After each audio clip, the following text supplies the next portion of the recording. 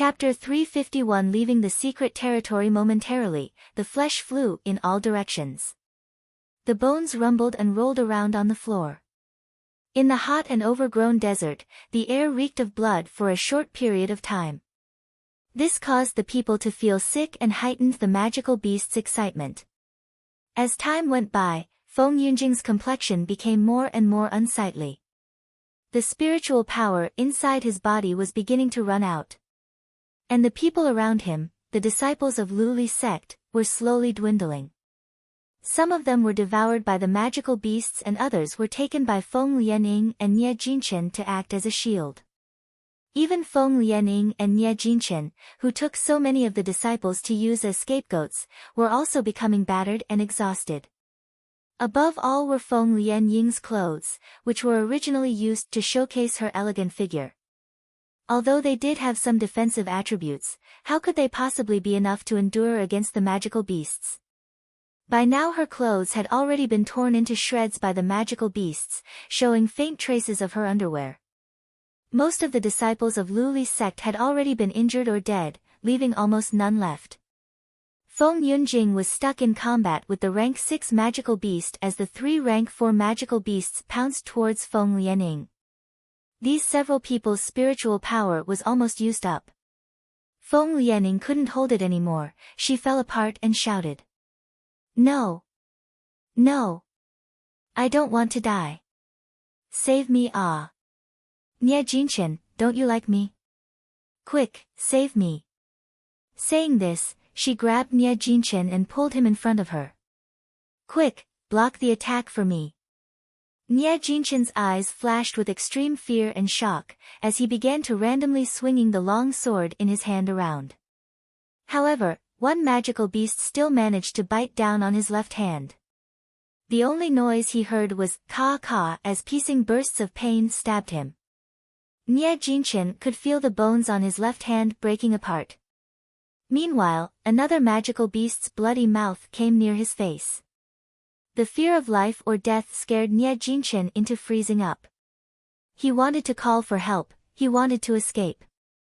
But his whole body seemed to be rigid.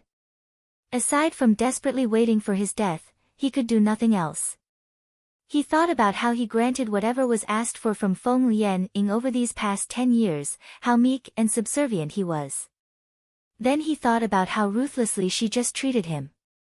At this moment, any love Nie Jinchen held for Feng Lianing completely vanished. Except for undeserved desire, the only feelings he had left over were a heart full of hate and towards her. Ideas of trampling her filled his mind. It seemed like, soon, the lives of Feng Lianing and Nie Jinchen were about to end, and Feng Yunjing wasn't faring much better either. During this time, 1,000 pounds were hung by a thread. However, the scene before these 3 people's eyes suddenly changed. There was no longer the scorching hot temperatures, the magical beast's stinky breaths, dust-filled sky, and the foul smell that caused people to feel nauseous.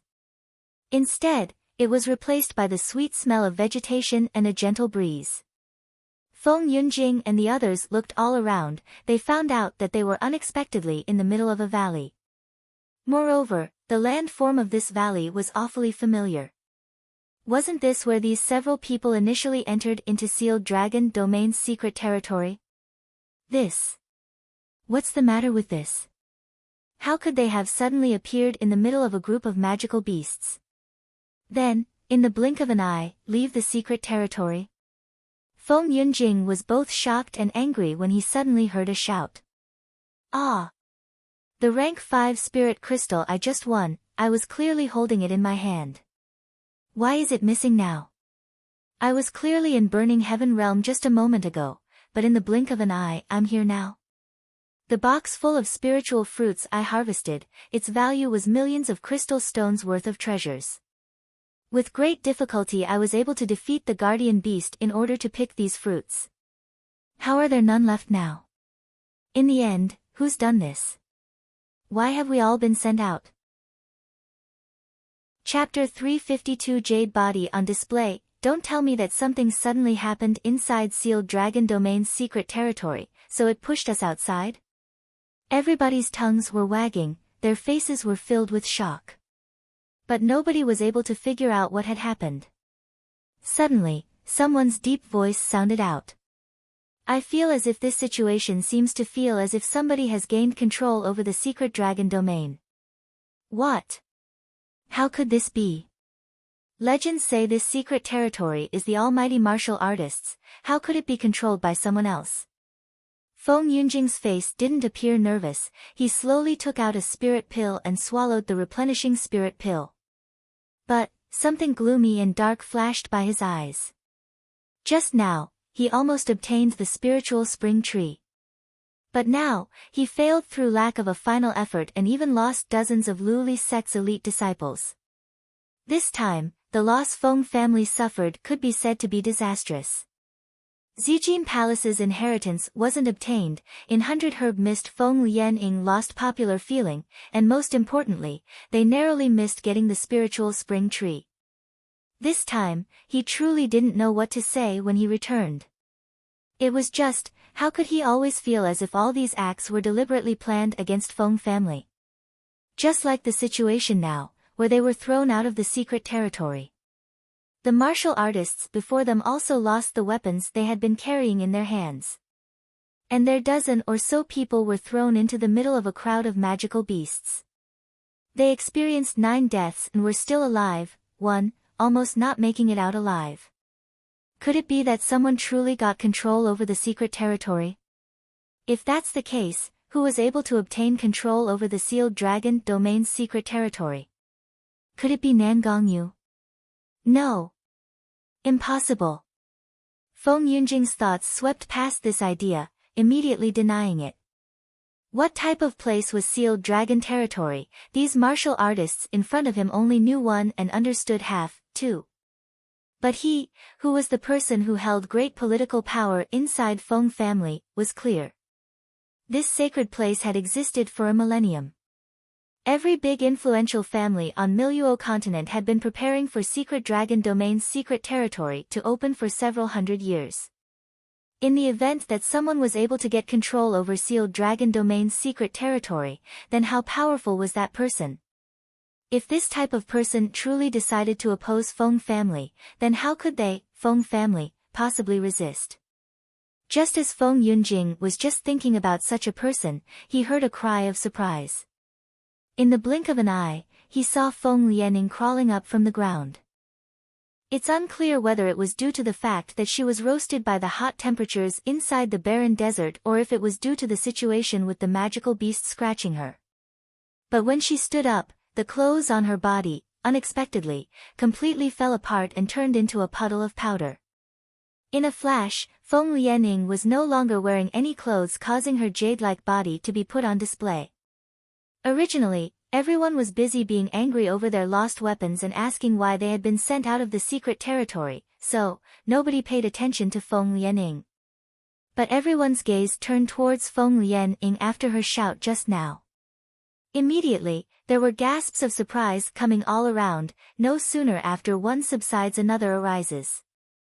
Most of all the low-level male martial artists looked up and down at Feng Lianying's fruit-like body as their eyes filled with lust and excitement. Someone couldn't help themselves and whispered, Aya, 3.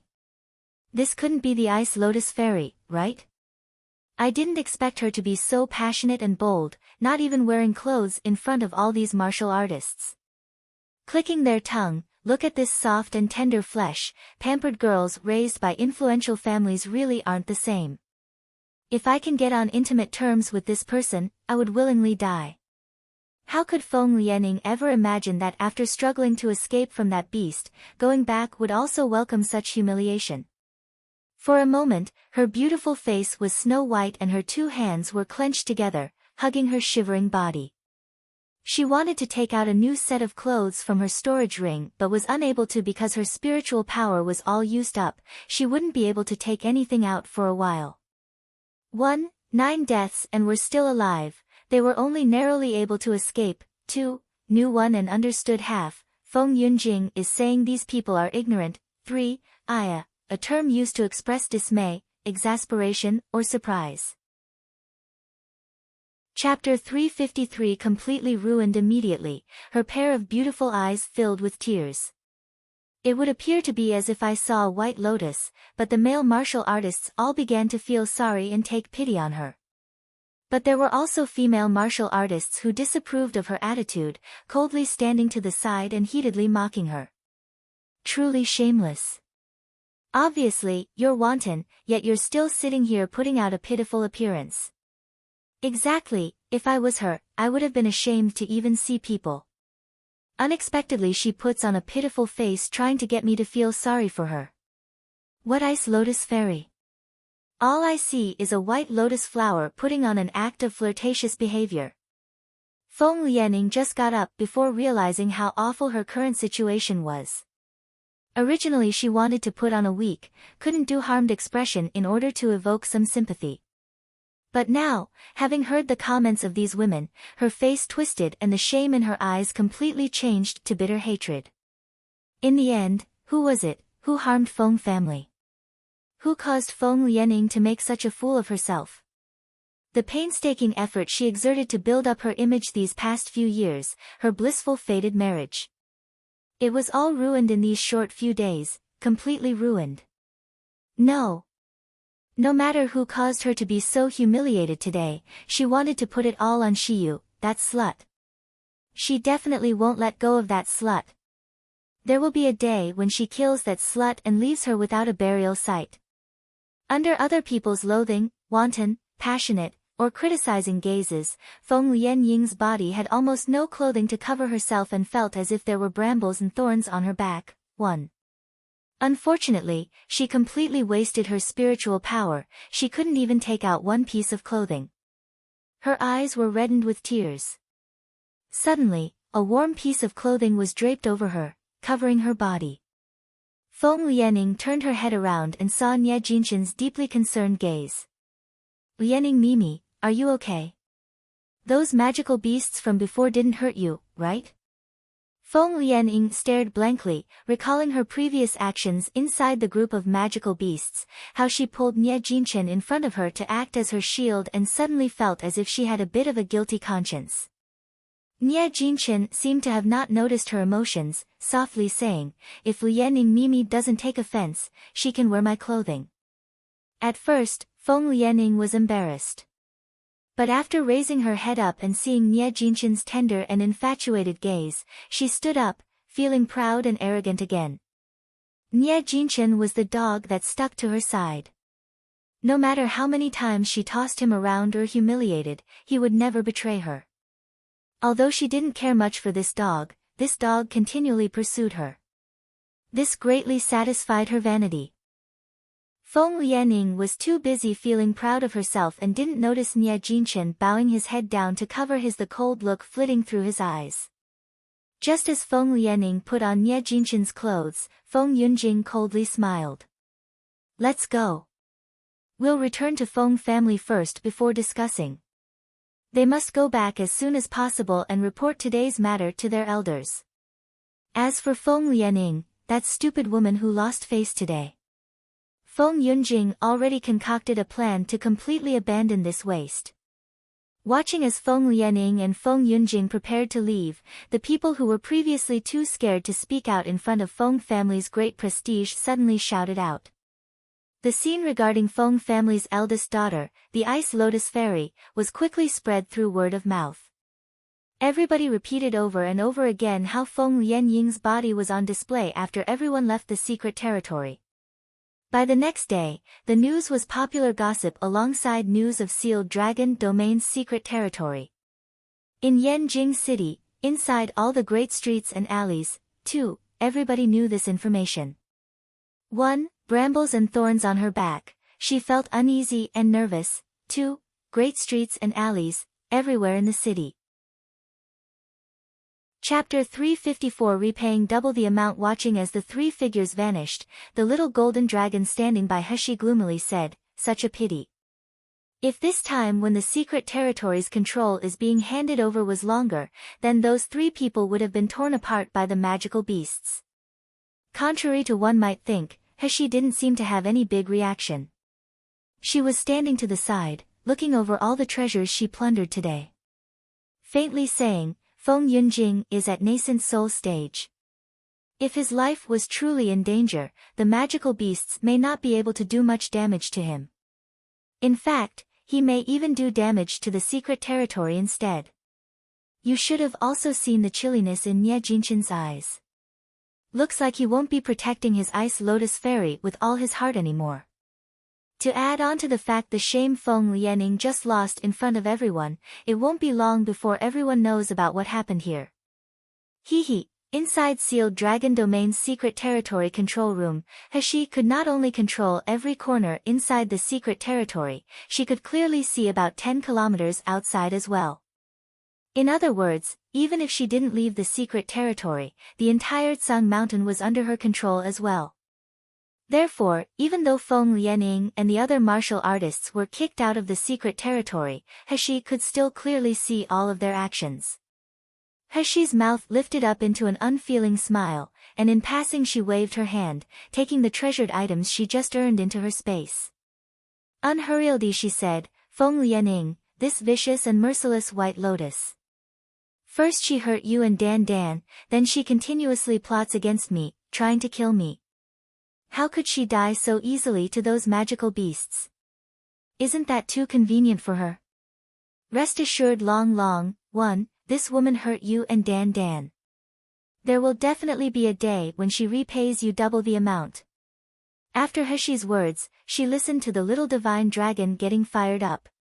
He really was worthy of being her family's boss, although his strength wasn't profound yet, his domineering attitude was really matchless. It was until his last few words that caused Hashi's smile to come crashing down. Don't call me Long, it's not imposing enough.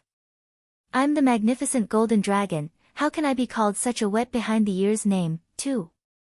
Hashi chuckled. This is the nickname Dan gave you. If you want to protest, go find Dan. But, I'll warn you. If you cause Dan to cry, my family's Little Purple won't let you get away with it. Little Purple is precisely the purple abyss vine. After this guy and Dan ate all those magical plants, they developed a deep foodie friendship. Adding to the fact was that Dan was especially clever and obedient. Every day, he would call Little Purple Anti-Purple Abyss, causing the Purple Abyss vine to treat Dan even more generously than her, the master. The little divine dragon's face immediately came crashing down. He definitely wasn't scared of Dan. But, when he thought about that adorable little pink pig's weeping appearance, the little divine dragon felt as if all the scales on his body hurt. Especially twitchy, especially unable to endure. Hashi no longer paid any mind to this confused little guy.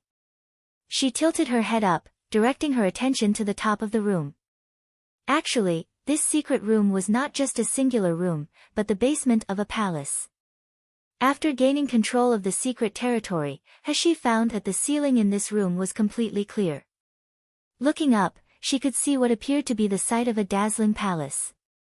1. Long, this is a nickname of sorts for the little divine dragon. Long means dragon.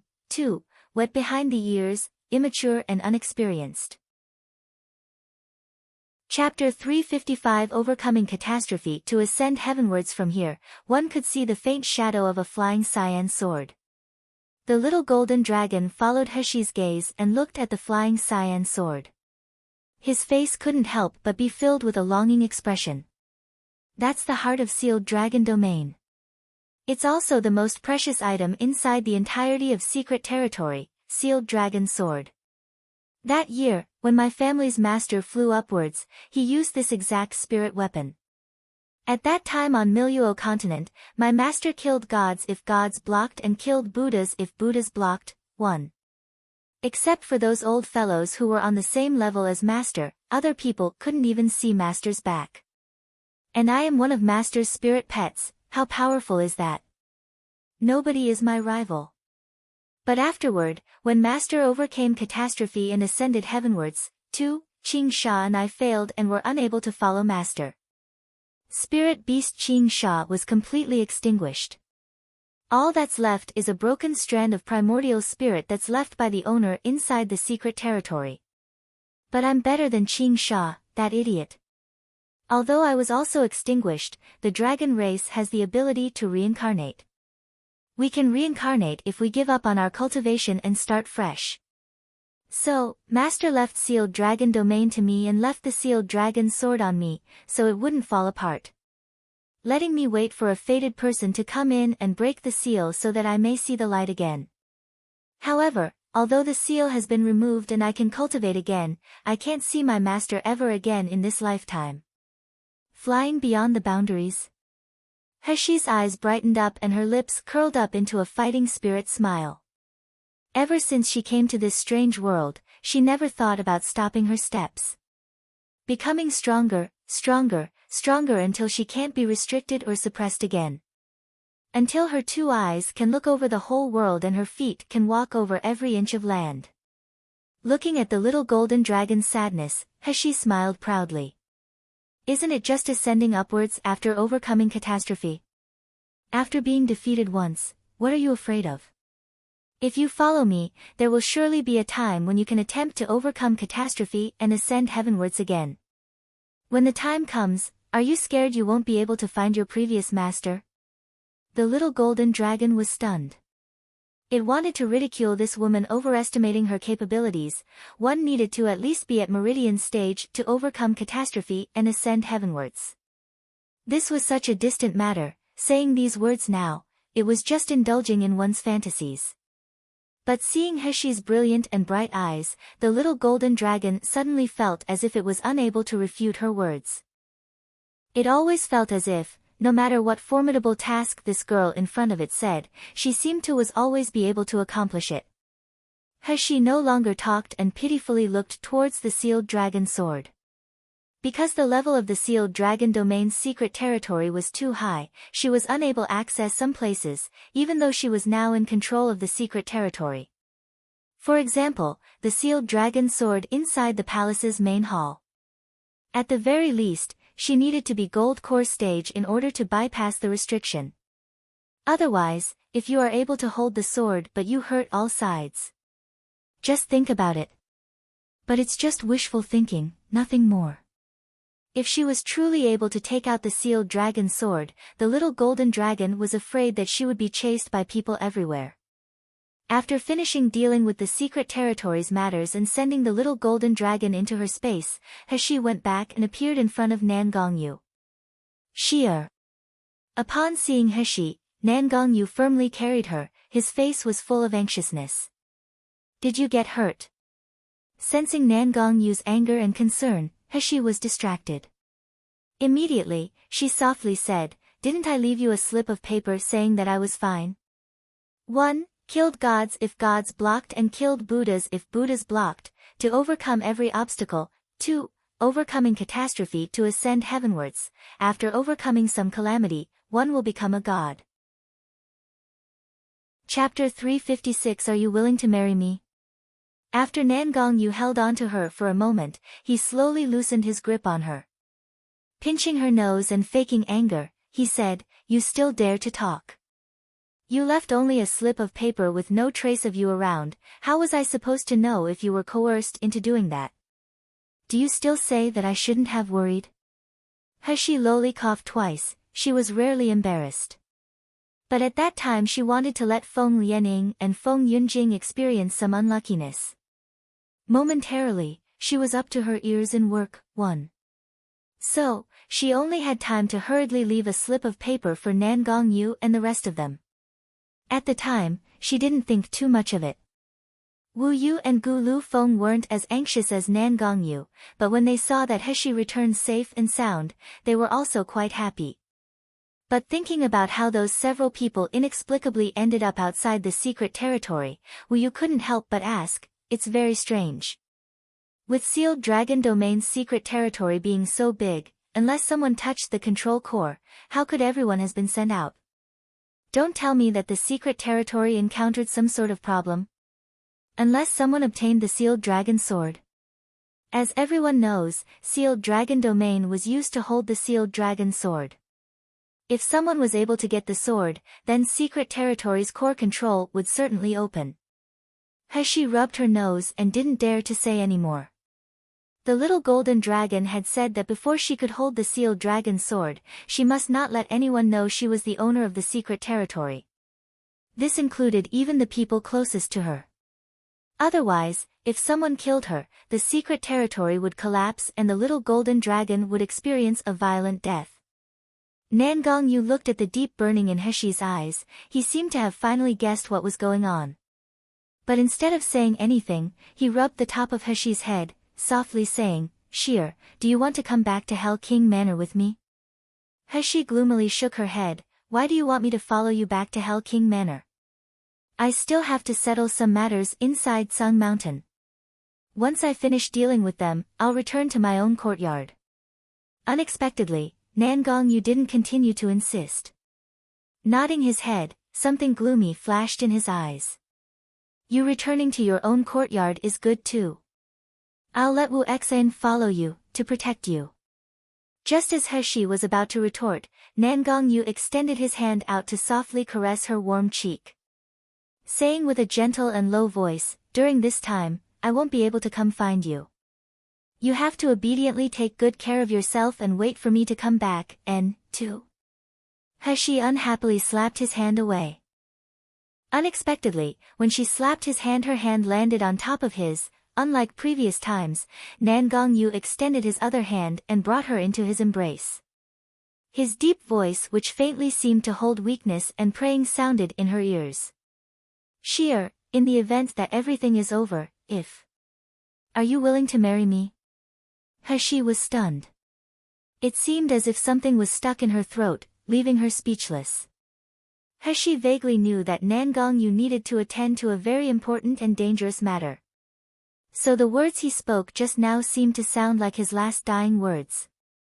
Heshi deliberately wanted to question what he was going to do. But seeing Nan Gongyu's eyes filled with stars and burning, Heshi swallowed any words she wanted to say. Heshi rolled around a small storage ring on her palm. Her complexion was indifferent and the words she spoke held even less emotions. "I'm replying no to your question. After all, when you go there, only God knows if you'll ever reappear in front of my face again." It wasn't even a moment later when she threw the storage ring onto Nan Gongyu's body, indifferently saying, "Everything inside here is for you. I believe that these things will be helpful for you, no matter what you're doing." Up to her ears in work, she was so busy, everything basically slipped out of her mind or she was too busy to do anything else. Same use as, okay. Chapter 357. Wait for me to come back. Nan Gongyu was startled. He looked around inside the storage ring. His eyes quickly showed astonishment. The ring was filled full of magic weapons and spirit fruits that were hard to estimate the worth of. By taking just a bite out of those spirit fruits, one would completely replenish their spirit energy. Additionally, there were also sacred-grade fighting pills called Lotus Mark Immortality Peach. In Miluo continent, one of these pills could be estimated to be worth a small city. But Heshi gave him 20 of them.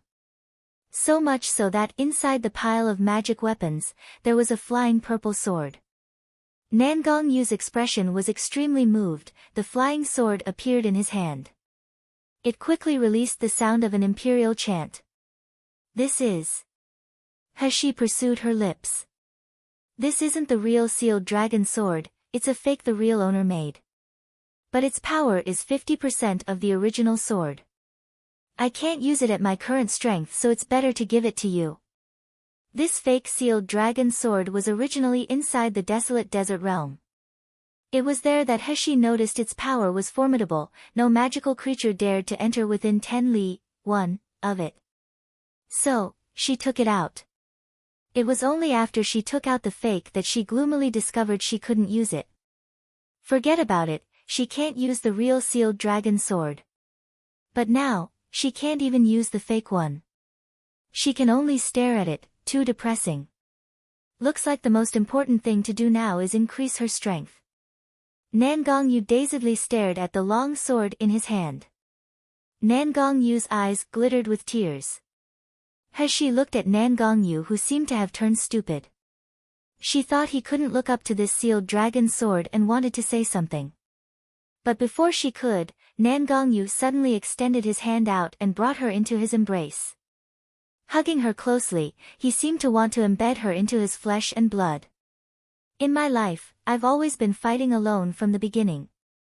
When I grew up, I blocked wind and covered rain for others. You are the person I wish to protect the most in this life.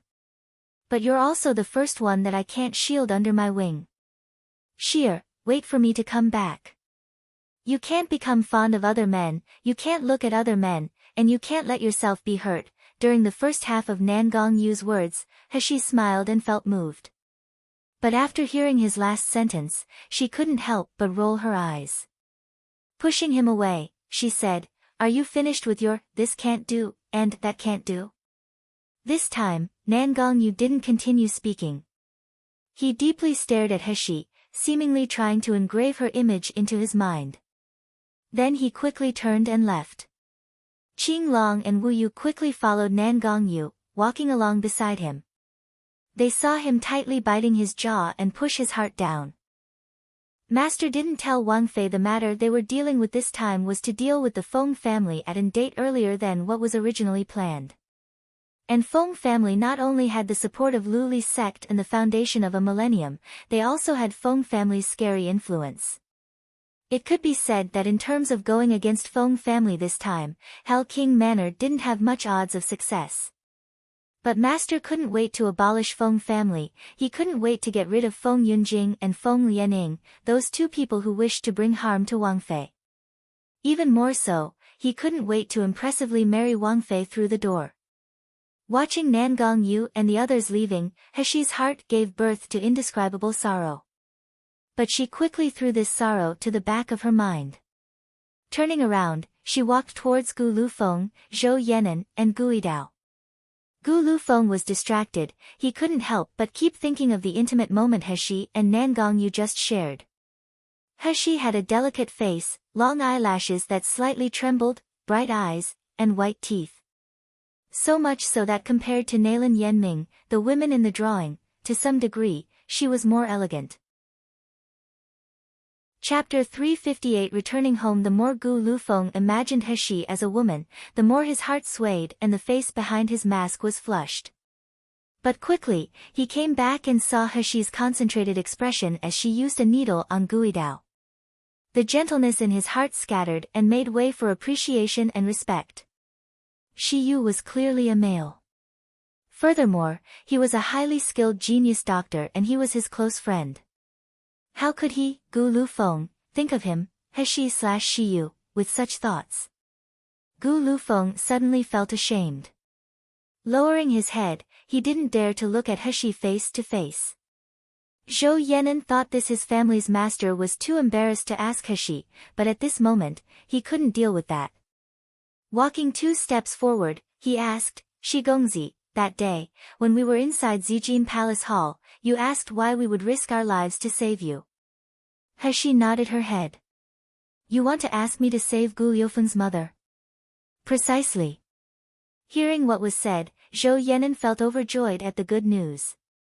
At once, he asked, "My family's master's mother has been bedridden for many years. No matter how many genius doctors we invited, it was no help. We're asking genius Dr. Shi to help now. If you want me to save people, that's fine." He nodded her head without hesitation. "But I'm also not some god, I can't possibly cure every single sickness. Additionally, I have some matters to settle these few days. Wait a bit, I'll go to Xingde Hall to look for you. At that time, you can go bring me to look at the patient." At first, Zhou Yenan's face seemed to be staring blankly. Following that, his eyes turned red. "Pu Tong" sounded as he kneeled down on the floor. "I'll bring my family's master to thank genius Dr. Shi, who granted us such a huge favor." Gu Lufeng cleared his hand and came over, he pulled the person up from the floor. Facing He, he faintly smiled. "Shi Yu, I'll wait for you." Saying this, he didn't bother to linger anymore and without the slightest hesitation, he turned around and walked away. But, nobody discovered the romantic love affair in his naturally charming pair of eyes. Now, a dedication and decisiveness settled in his eyes. Although Shiyu denied him, Gu Lufeng decided that if Shiyu was truly able to save his mom, then his life would be Shiyu's. For Shiyu, he wouldn't hesitate to go through water and tread on fire. After sending Nangong Yu and Gu Lufeng, Heshi returned to the secret territory and activated the concealing array. When Sealed Dragon Domain's concealing array was active, even nascent soul stage martial artists wouldn't be able to discover the secret territory's location. Forget about trying to enter it. From now on, Song Mountain and Sealed Dragon Domain's secret territory was now Heshi's private property. She could open up a few locations inside the secret territory to use as a training ground for her family's people. If there was any danger, she could allow Wet Nurse Chen and the others to enter the secret territory. It really could be said that this was the perfect place to hide and to attack. After finishing with her matters regarding the secret territory, Heshi no longer hesitated. She quickly flew towards B Courtyard. At this moment, her heart gave birth to a sudden feeling of guilt. In front of her eyes, she could practically see Xiao Li's lovable and silly smile, Wet Nurse Chen's deeply concerned complexion, and her family's people's adoring and trust-filled eyes. In her previous life, she was just a person. Regardless of how long she left for and no matter where she lived, she always returned to an empty house. She has never been able to call a place home. But in this life, it's different. Inside B Courtyard, there's always people waiting for her, looking forward to her. There will always be a room that's lit up for her, providing her warmth. This is home. With this time's gains, she had confidence that Wet Nurse Chen and everyone else could become stronger. It would also be able to provide for good days ahead for them. Chapter 359 Bloody Slaughterhouse. Heshi descended onto a lawn nearby B Courtyard. Just as she was about to go near it, her complexion suddenly changed. Originally, B Courtyard was hidden by an array. But now, it completely disappeared. The wind blew the pungent smell of blood from inside the courtyard. Heshi's heart sunk a little bit. In an instant, her figure appeared inside the courtyard. Not even a moment later, an even heavier smell of blood assaulted one's noses. The blood on the floor seemed to resemble a red lotus blooming, suddenly causing Heshi's eyes to redden. Heshi stumbled, she was almost unable to keep standing. Just now, she had pictured this warm, peaceful and harmonious scene. But now, it had transformed into a twisted and sinister scene with corpses and a bloody slaughterhouse. The inside of B Courtyard was in disorder, it was full of corpses. Inside the manor lay a servant girl, Xiao Si, and the low-level martial artists she had been given control over from Naylan family. Every one of them died with eyes filled with fright, their eyes were wide open. They were dead but wouldn't close their eyes, too. And in the center of B Courtyard, Wet Nurse Chen's body had been carelessly thrown onto the ice-cold floor. Just like the others, her eyes were wide open. There was a gaping hole in her chest and her internal organs were on the ground, smashed by someone's foot.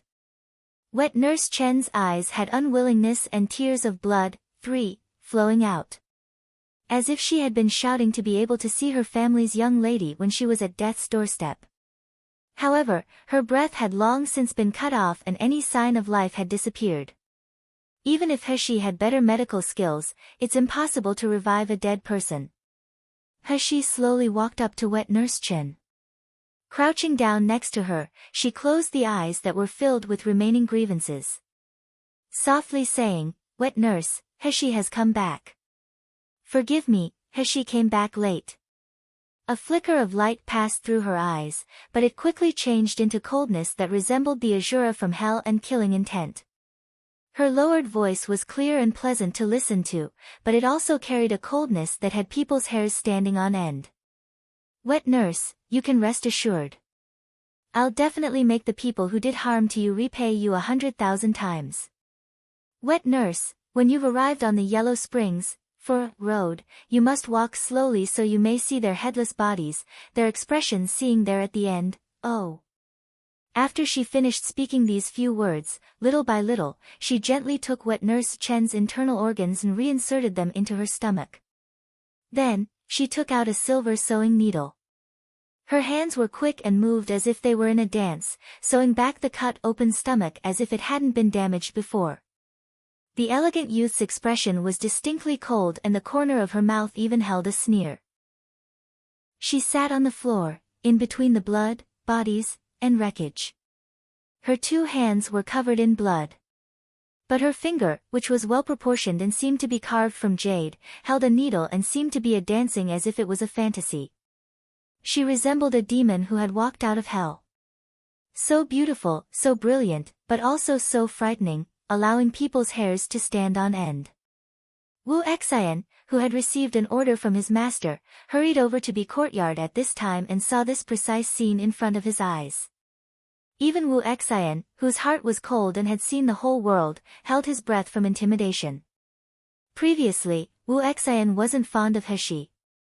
Although He saved Master's life, it was also because He got hurt that Master got caught up in that crisis. So much so that Master, in order to save her, wasted the blood essence. And most importantly, previously Master had always been cold and formidable, he never had a weakness before. But when He appeared, Master suddenly had the ordinary person's 4 human emotions, 5, and a weakness. And this woman named Nalan He is delicate, in such a way that it's inconvenient, causing Master to have to constantly worry over and protect her. 1. Resemble a red lotus blooming, I believe this means that the blood was spreading. 2. Dead but wouldn't close their eyes, they died with grievances. 3. Tears of blood, a symbol of extreme suffering. 4. Yellow springs, the underworld in Chinese mythology. 5. For human emotions, happiness, anger, sorrow, and joy. Chapter 360 Tearing into pieces. If this continued on, one day, this weakness will become Master's fatal crisis. Therefore, Wu Xian had been scheming to secretly get rid of He, this hindrance of a woman. He made sure to take pains to ensure Master wouldn't suspect anything. Wu Xian had recently just broken through nascent soul stage, and although his foundation still wasn't completely stable, but in Miluo continent, there were few people who had seen him and didn't tremble in fear. This allowed him to injure people as he wished. Yet she was merely an insignificant girl at just foundation establishment stage who, unexpectedly, caused him to feel afraid. Is this woman truly ordinary and weak? After Wu Xian entered the courtyard, this was his first thought. Soon after, he took note of the misery-filled courtyard and the bloody slaughterhouse-like scene. His complexion couldn't help but drop. Initially, before he had entered Sealed Dragon Domain's secret territory, Nangong Yu had told Bai Hu and him to guard the courtyard's surroundings and to protect Nalan He. However, later when He, by an accident arising from many causes, also entered the Sealed Dragon Domain's secret territory, they lost, future Wangfei's, the courtyard. So naturally, if they had to say it, protecting it no longer held value. To add on to the fact, they received information regarding that secret. So, they quickly threw the courtyard and the people inside the courtyard to the back of their minds. In any event, Wu Xian never thought that this moment of ignorance would cause He's servants and subordinates to be massacred. Inside Yanjing City, it's possible to be able to find He's address. There were few people who didn't know that she was Hell King Manor's people and under their protection. Just who ate a bear's heart and the leopard's guts? Unexpectedly, someone dared to put their hand to Hell King Manor's future Wangfei. At this moment, He had already finished sewing together Wet Nurse Chen's body. Wu Xian walked a few steps forward. Wangfei, this subordinate has come under Master's order to protect you. He paid no attention to him, she respectfully shifted Wet Nurse Chen's body to a corner and lightly flattened out a corner of her jacket. Softly saying, Wet Nurse, wait here for a moment for me. After saying that, she no longer hesitated and stood up. Her figure disappeared from the place she originally stood at and began to carefully check every inch and corner inside the courtyard. She had yet to see Shi Jia and everyone else or Shaoli. Just after she passed through the corridor and into the back garden, He's eyes suddenly contracted. She only saw the back garden's floors were also filled with blood and corpses were strewn about, in disorder. But these corpses, in comparison to the ones in the front yard, met an even crueler and miserable end. Some bodies had their hands chopped off, some had the bones in all 4 limbs of their bodies crushed, and others met the same fate as Wet Nurse Chen. They had their internal organs spilled out of a hole in their stomachs. Their intestines were purposefully taken out and they didn't die immediately. They had to endure a slow and painful death. These people were the subordinates He meticulously trained: Shi Jia, Shi Yi, Shi Bing, Shi Gui. He looked at the scene in front of her eyes. Her expression was calm, as if she held no emotions. But even she didn't notice that her fist was clenched, as if she wanted to tear something to pieces. She crouched down, softly using her hand to support Shi Jia's dead body. She wanted to sew back his hands and feet that had been chopped off. But just as she supported his body, her movements stopped. Although it was very, very weak, her fingertips felt the faint pulse of a heartbeat.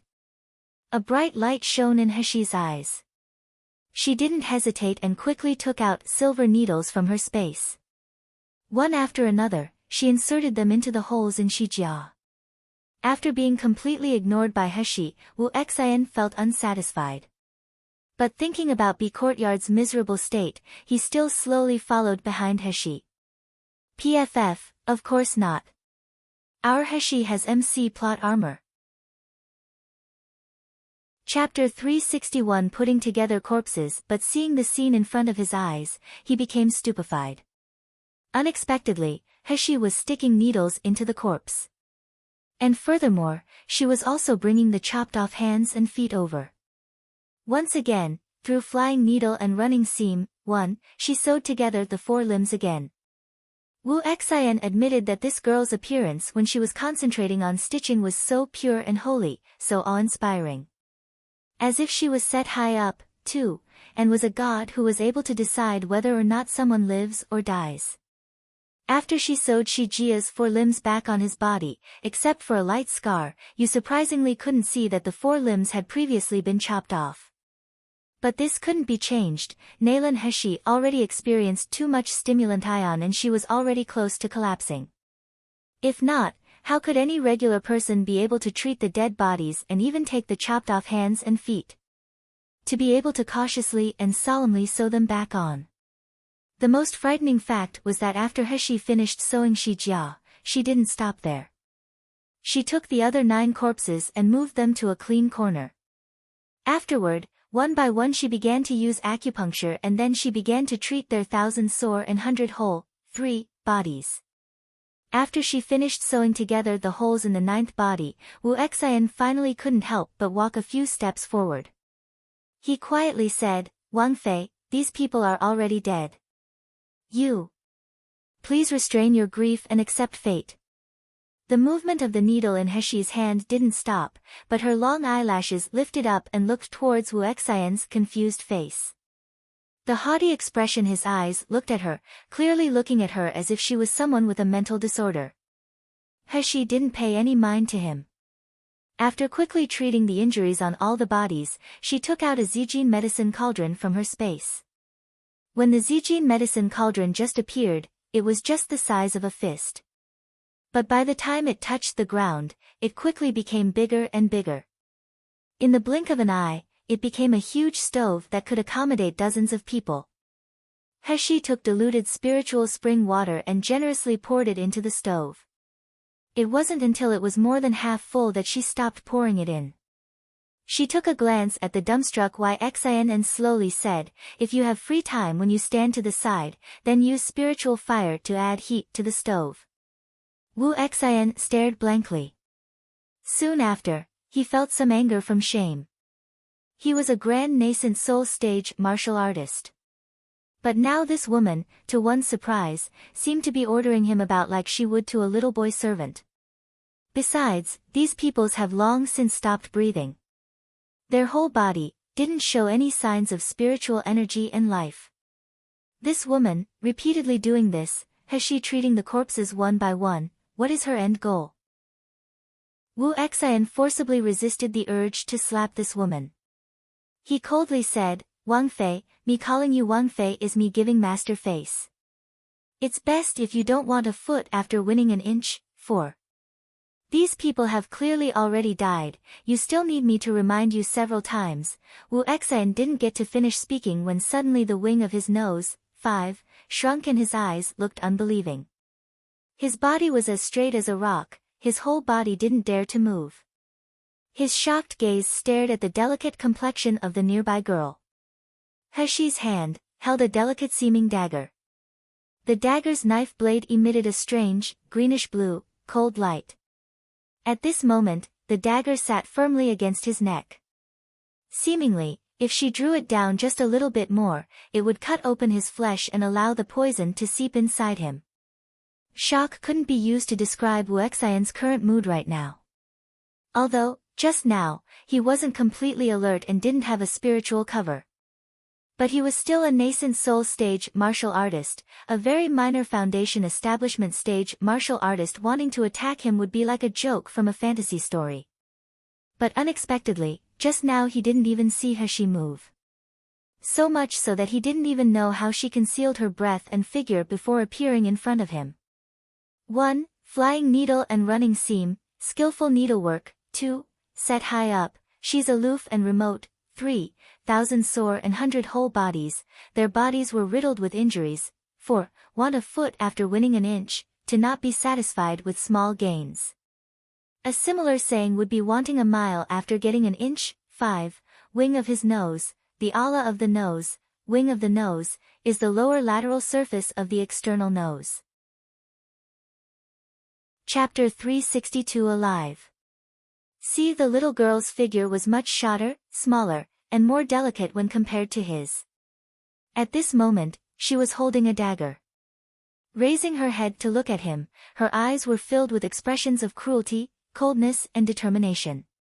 As if he was the moles, crickets, and ants, one, being slaughtered according to her wishes. His ears transmitted a pleasant, sweet-sounding voice that also held the coldness that a demon from hell possessed. I don't care who you are, my mood is extremely unwell right now. So it's best if you don't irritate me. Furthermore, don't mention the character dead again. Otherwise, I can't guarantee what actions I may take. Finished speaking, she slowly withdrew her dagger. Taking a step back, she unhurriedly said, either add heat or get lost and don't let me see you. By the time Wu Exien recovered his expression, he already gave up a big strand of his spiritual fire. That Zijin medicine cauldron had already been warmed up until it was scathing. Wu Exien was suddenly annoyed. He had always been the most level-headed and he was able to control his emotions the best. But, unexpectedly, at this moment he had an urge to find things to ruthlessly to smash. He was a grand nascent soul stage martial artist, surprisingly he was threatened by a weak little girl. Furthermore, he was so intimidated by the threat that he became absent-minded and he obediently heated the water for her. To have Wu Exien, a nascent soul stage martial artist boil water, if this matter was spread out, the entire cultivation world would laugh at him for a whole year. Heshi no longer bothered to ensure that Wu Exien continued to heat up the Zijin medicine cauldron. At this moment, she was so busy her feet didn't touch the ground. She continuously took out spiritual pills from her space, throwing them into the cauldron afterward. It was only until the originally clear and sweet-smelling spiritual spring water changed into an ashy black that caused people to feel fear. Heshi then proceeded to take Shi Jia along with everyone else and one by one, she threw them into the cauldron. Under the heat of Wu Exian's spiritual flame, the medicinal juice inside the medicine cauldron slowly came to a boil. The medicinal juice seemed to act as if it had its own life, slowly climbing onto Shi Jia and everyone else's bodies. The foam wiggled and rolled around, seeping into the recently sewn together wounds. This scene caused Wu Exian's hairs to stand on end. He nearly began to question whether or not this woman learned witchcraft. But suddenly, someone let out a faint moan from inside the medicine cauldron. A man leaning on the side of the cauldron slowly opened his eyes. Wu Exian's eyes were wide open, he simply didn't dare to believe what he was seeing. Alive! Alive! The person who had just had all 4 of his limbs chopped off, his blood was spilled all over the floor, and he no longer possessed any signs of life or breathing. Unexpectedly, this man was alive. How could this be? In this world, how could there be such a godly medical technique? Although everyone says a godly doctor could give life to a dead person, but, if someone truly wanted to resurrect a dead person, that was an impossible feat otherwise, wouldn't this world be a mess by now? But, at this moment in front of his eyes, this merely foundation establishment stage woman accomplished this feat. She allowed a dead person to come to life again. Moreover, as time went on, more and more people let out faint groaning sounds. Although their breathing was still weak, it could still be considered the breathing of a person that was living and not a puppet created through witchcraft. Wu Xian's face was filled with shock. The gaze that looked upon Heshi didn't contain the original contempt and indifference, all that was left over was respect. A woman who could rob lives, whether dead or alive, from the 6 realms of samsaric existence, too. This sort of medical expertise, didn't that mean the major poisons on Master's body could be cured by her? Thinking up to here, Wu Xian's heart was in turmoil. His attitude towards Heshi automatically became more respectful. The people, who were inside the medicine cauldron, had just slowly opened their eyes. When they saw Heshi, they couldn't help but cry out in surprise. Miss! Chapter 363 Who is it? They were able to feel an ache in their body and their hearts beating in their chest. Seeing that they were still alive, many people couldn't help but begin crying. When Shi Jia saw Heshi, he felt ashamed of himself. Such a large man cried until his eyes turned red. Miss, forgive us. It's us that's useless, we were unable to protect Wet Nurse Chen and Xiao Li well enough. Thinking about how Wet Nurse Chen was unable to be revived, sorrow flashed through Heshi's eyes. Her ears seemed to still hear Wet Nurse Chen's deeply concerned and nagging voice. But she has already forever lost this warmth. Taking a deep breath, Heshi masked the sadness on her face and softly said, "You've already done very well.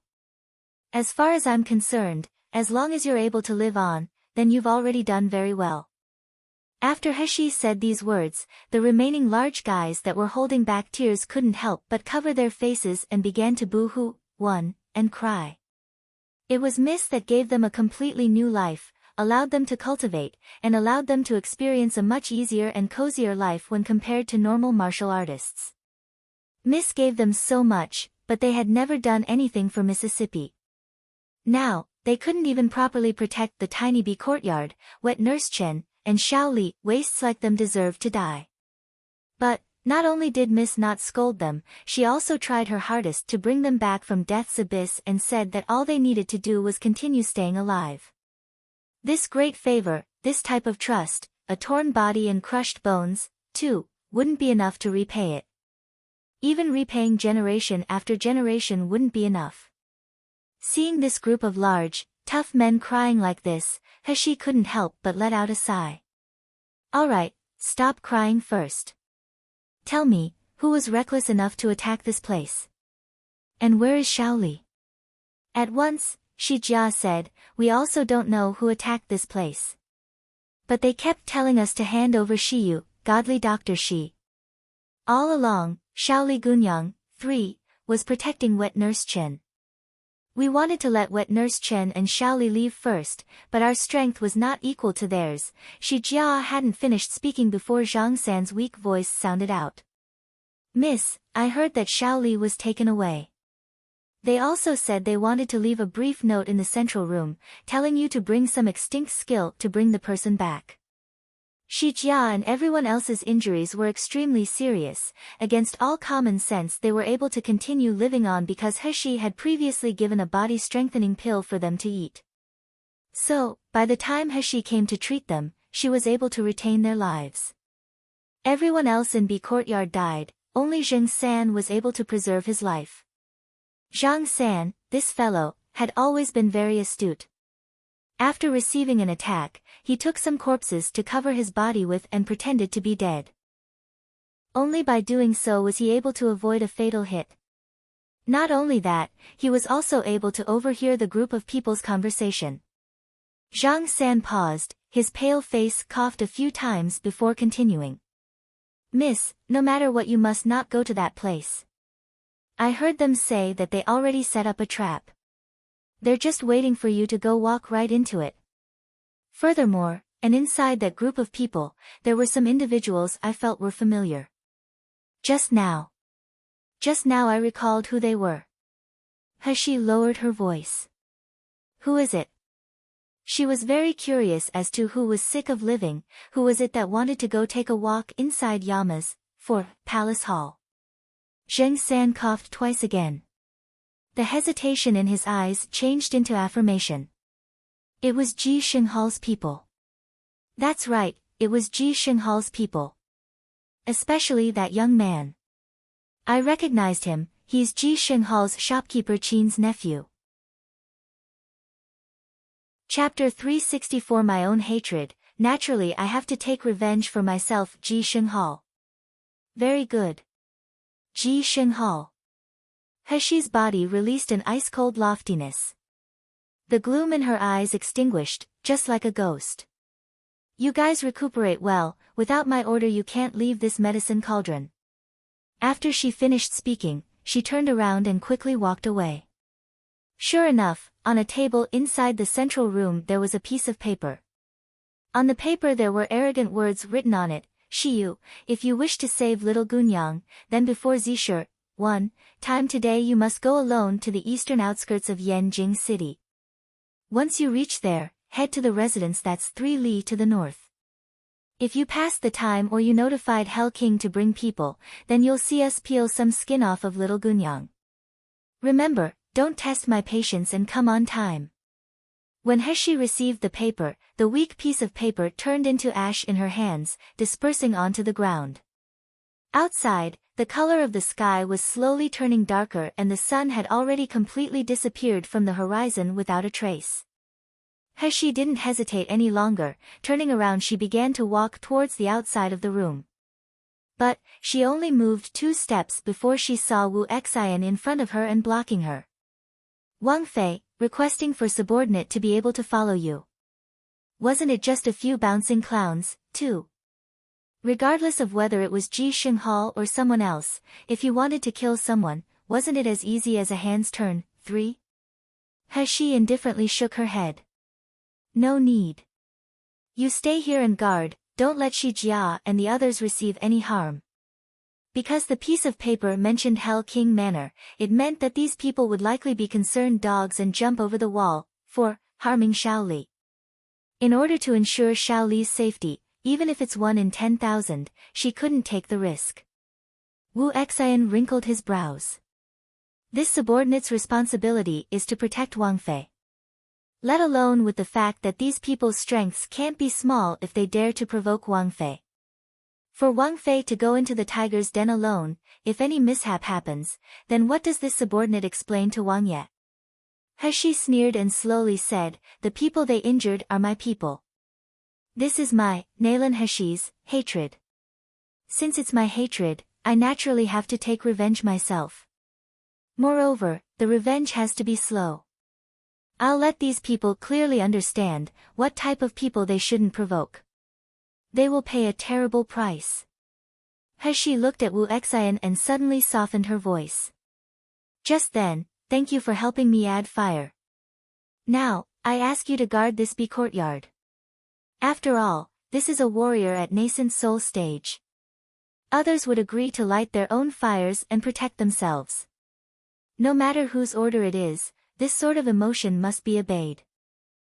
In a daze, Wu Xian stood where he originally was. For a moment, he didn't know what to do. Just then, Wang Fei was thanking him. Asking him. Clearly, he was just a low-level martial artist. But hearing her say words of appreciation, Wu Xian had a type of indescribable feeling of being overwhelmed by a superior. 5. Originally, he decided on a plan to not let Wang Fei take any risks. Under these cold, as ice and frost yet bright, resembling star eyes, for a moment he was unable to say no. Wu Xian let out a low sigh, covering up the embarrassment and strange appearance in his eyes. After muttering to himself for a moment.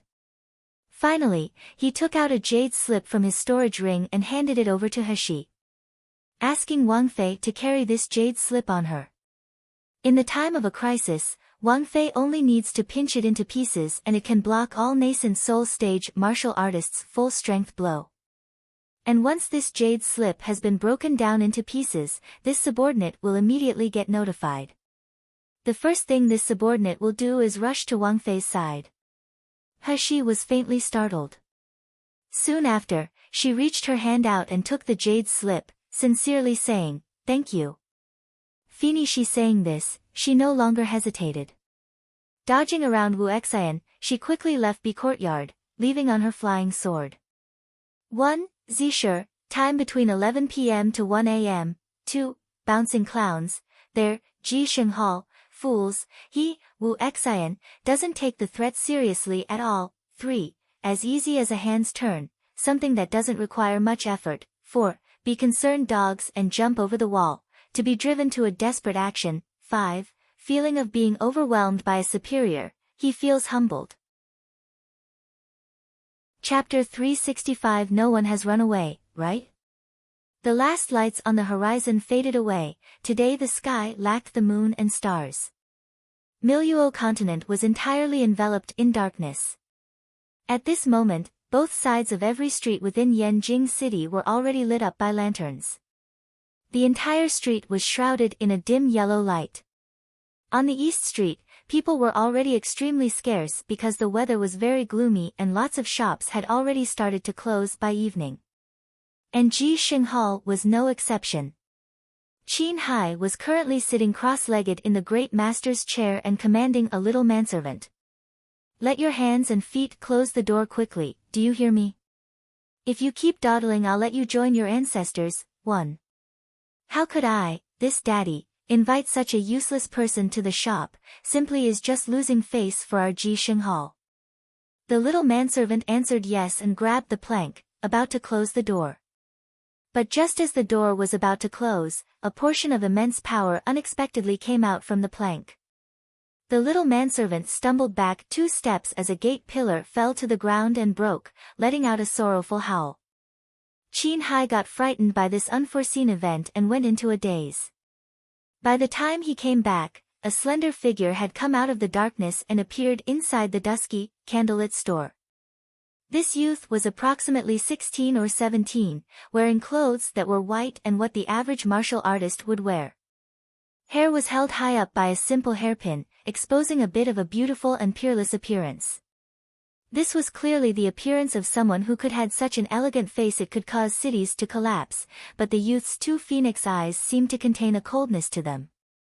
All of a sudden, Qin Hai bounced off the master chair. Pointing at the youth, he blurted out, "Young fellow, what are you doing? Can't you see that we're prepared to close the shop? No matter what matters you have, come back tomorrow." His eyes looked towards the spinning young manservant on the ground, that was still holding the plank. Then his eyes dropped and slipped away. 3. He held out his hands towards He and said, "But, just then you wounded my family's little manservant.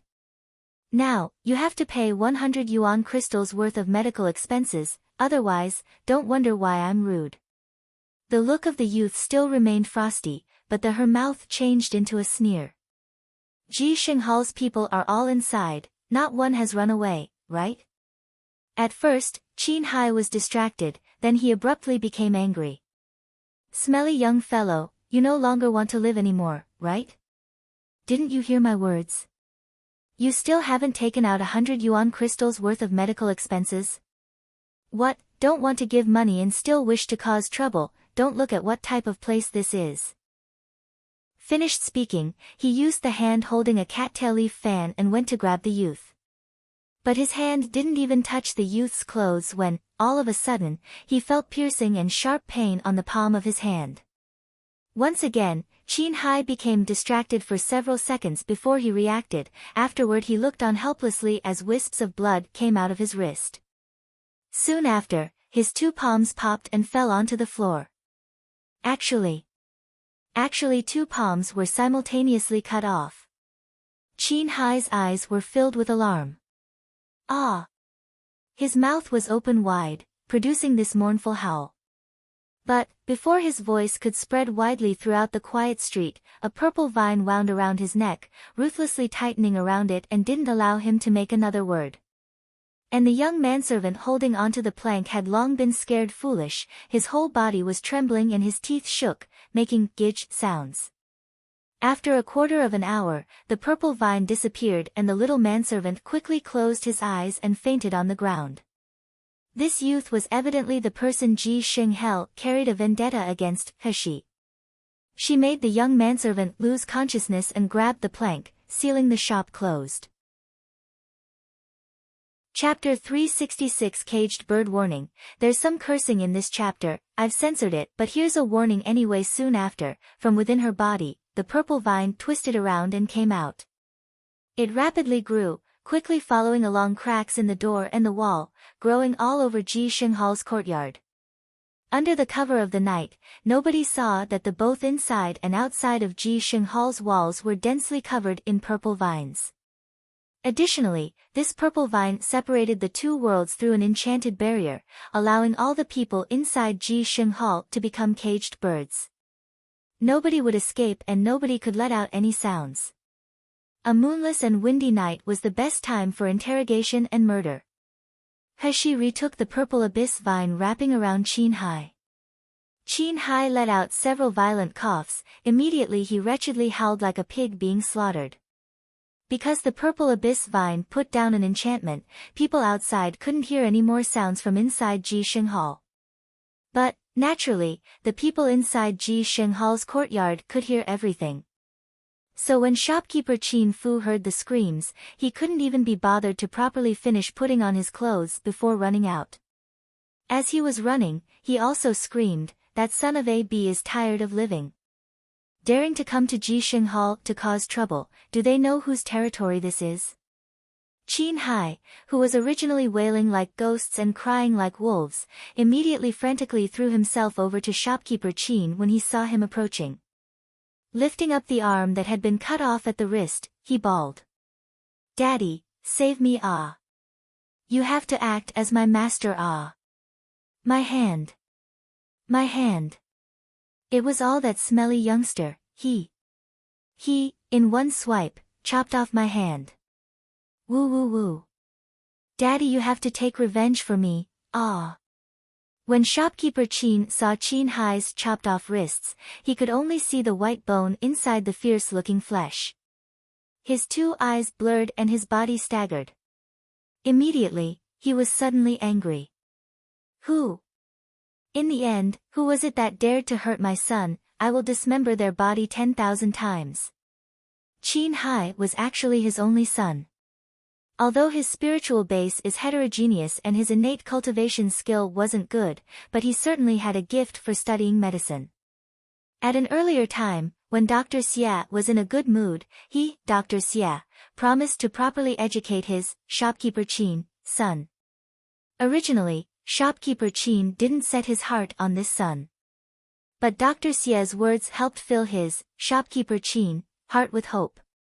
As long as he, Qin Hai, could gain Dr. Xia's inheritance, Qin Hai could become a doctor with a rank. How would their Qin family fear lacking an opportunity to achieve meteoric success in their life then? In the blink of an eye, when shopkeeper Qin was thinking about his beautiful dream, his son's 2 hands had been cut off at the base.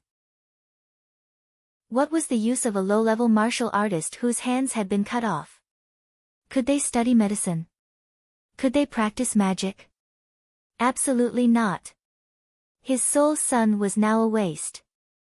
Thinking up to here, shopkeeper Qin was seething with anger and Qin Hai was filled with more pain and more hate.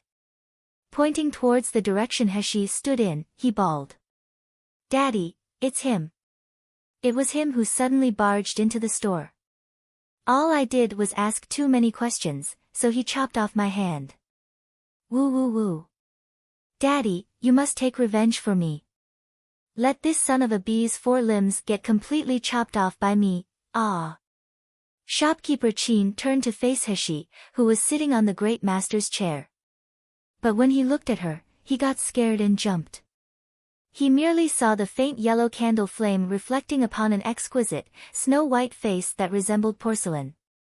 At a glance, it could be seen that this was merely a weak untouched youth. Even more so, it was a handsome youth that had refined and beautiful facial features.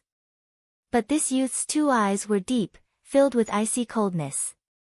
Merely just looking at you with those eyes would cause someone to feel as if they were in the 18th level of hell or within some snow, unconsciously causing someone to shiver from head to foot. Chapter 367. It was you guys who dared. Additionally, there was also the imposing manner that emitted out of him. Clearly it was a weak body, looking at people from far away. But it was as if he could crush ants without any extra trouble, causing Shopkeeper Chin felt an unspeakable feeling of fear. He stumbled backwards a step and his voice trembled. You. Who are you? What do you want to do here?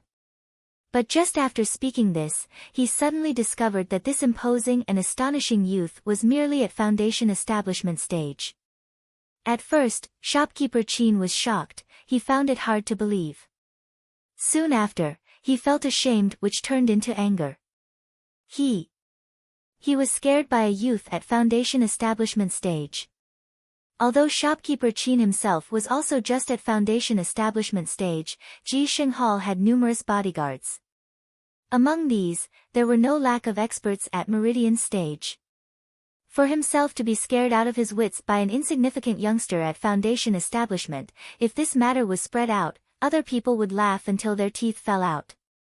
Thinking up to here, Shopkeeper Chin suddenly felt irritated. Facing towards the bodyguard behind him, he shouted, "You group of wastes, what are you doing still distractedly standing there? Did you not see this son of a b injure my son? Still haven't given it to me? Let her be chopped up into a pulp. Whoever gives higher revenge and gives me an inch of her hand will be rewarded with a replenishing spirit pill by me." Saying this, Shopkeeper Chin's sinister and resentful gaze looked towards Heshi and coldly said, "Nothing more but an insignificant foundation establishment stage martial artist. You had the courage to come and provoke Ji Shenghal. Today we let you enter with your life, but you won't leave here alive." Having heard what was said, the group of bodyguards loudly answered, "Yes." Quickly, they encircled Heshi.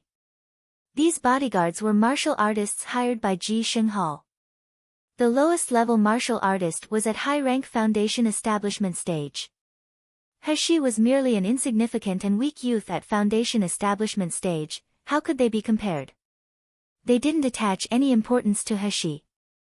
So much so that they didn't even take out their flying swords, instead, they took out regular swords in passing and turned to rush towards Heshi. After all, regular swords weren't as sharp. So, when cutting a person it would cause the recipient to feel more pain and more torment, they believed that this method would cause this youth suffering and make him cry out in anguish. This would let Shopkeeper Chin feel some satisfaction. Heshi looked at the people who encircled her and her eyes held no interest in them. So much so that her mouth evoked a faint smiling expression, as if she were looking at a group of dead people. But very quickly, the smiling expression on her face morphed into a cold killing intent after looking at the waist of the head of the bodyguards. She just saw that the male was no more than 30 years old, his face was 3/4% the same as Shopkeeper Chin and Chin Hai's. Hung around this person's waist was a storage bag, and this storage bag was one that Heshi recognized. It was precisely the one that Heshi had gifted to Wet Nurse Chen. Heshi narrowed her eyes, it was only until the bloodthirsty look in her eyes passed before she fixed her attention onto the male and slowly said, "The courtyard located on the east side at the foot of Tsang Mountain, was it you guys who dared?" Having heard what was said, the head male stopped in his steps. He and Shopkeeper Chin turned to look towards each other, laughing out loud. "I was still wondering where such a rash youth came from. Unexpectedly, you rushing over to provoke my Ji Shenghal was originally for revenge." Shopkeeper Chin narrowed his eyes. With a grave expression he said, "Why would you come here?" "Thanks."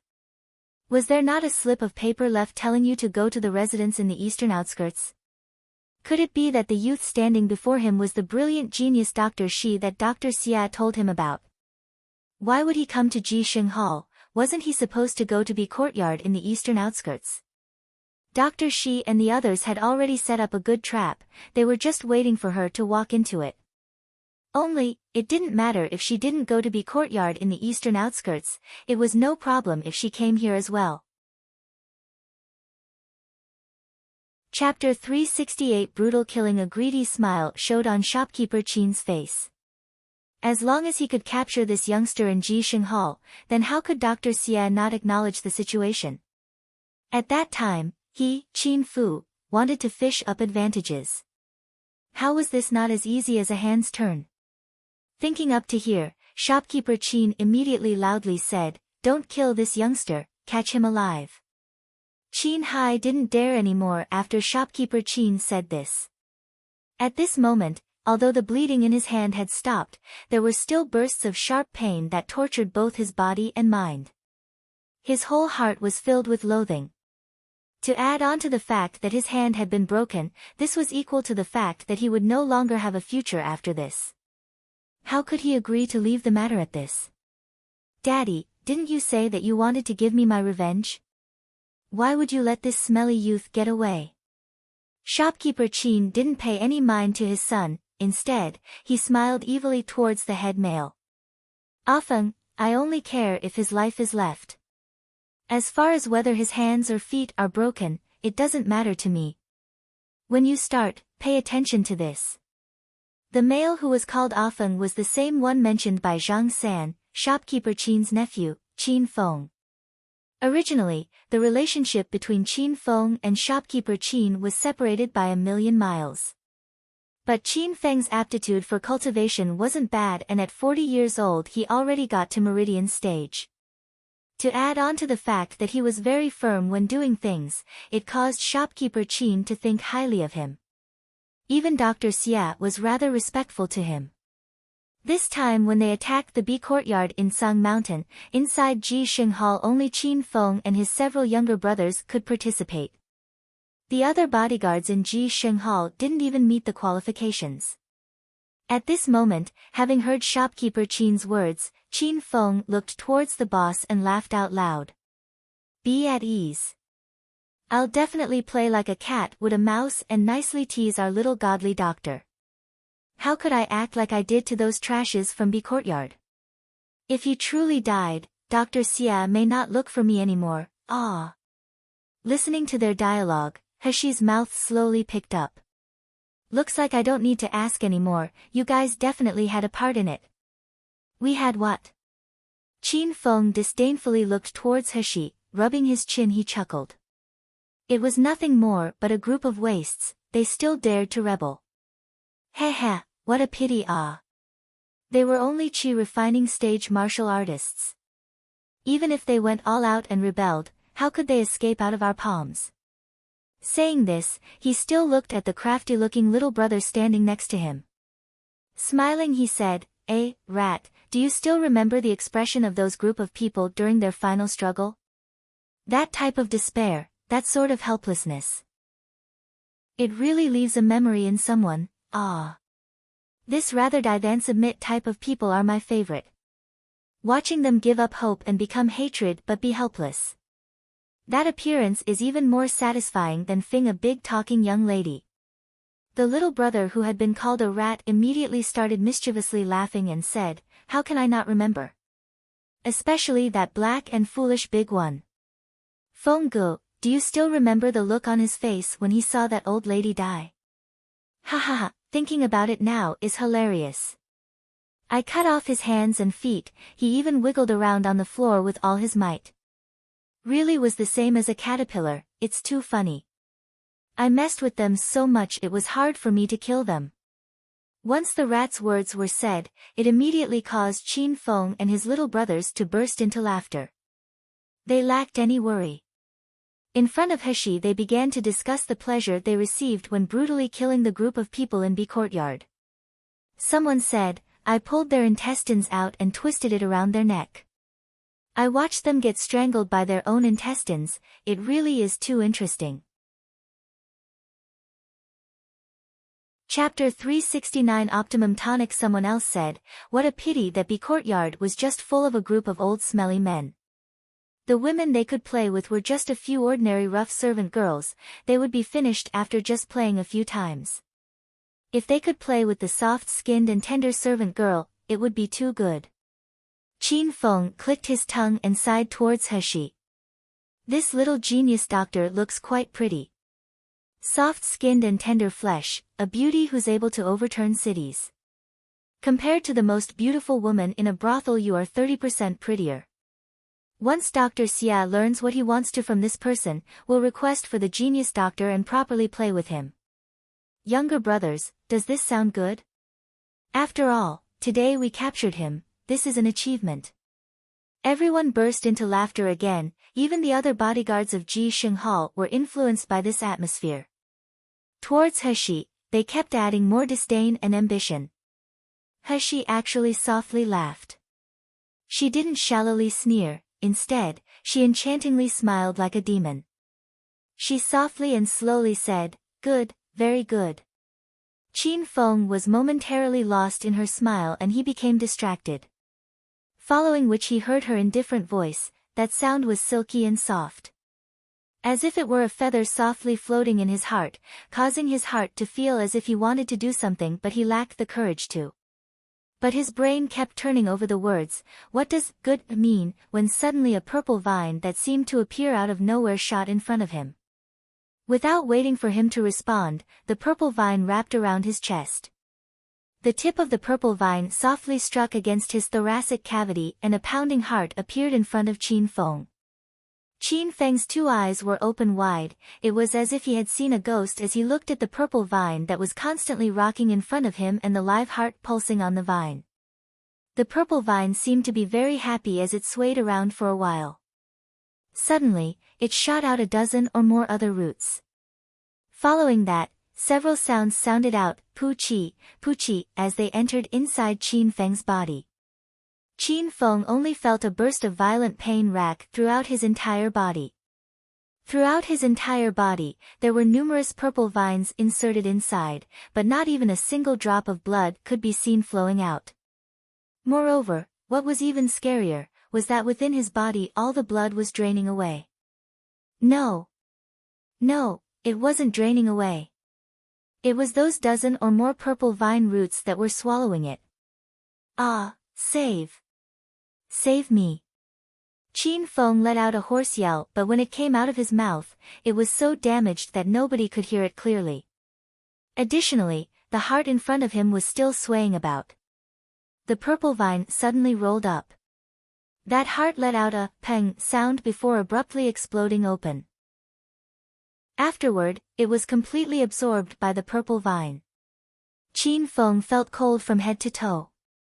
Up and down his whole body, he felt bursts of chilly and acute pain. Then, he looked on helplessly as his skin slowly turned old and shriveled up. What was left was just a layer of skin to wrap around the bone. Peng! Loudly sounded.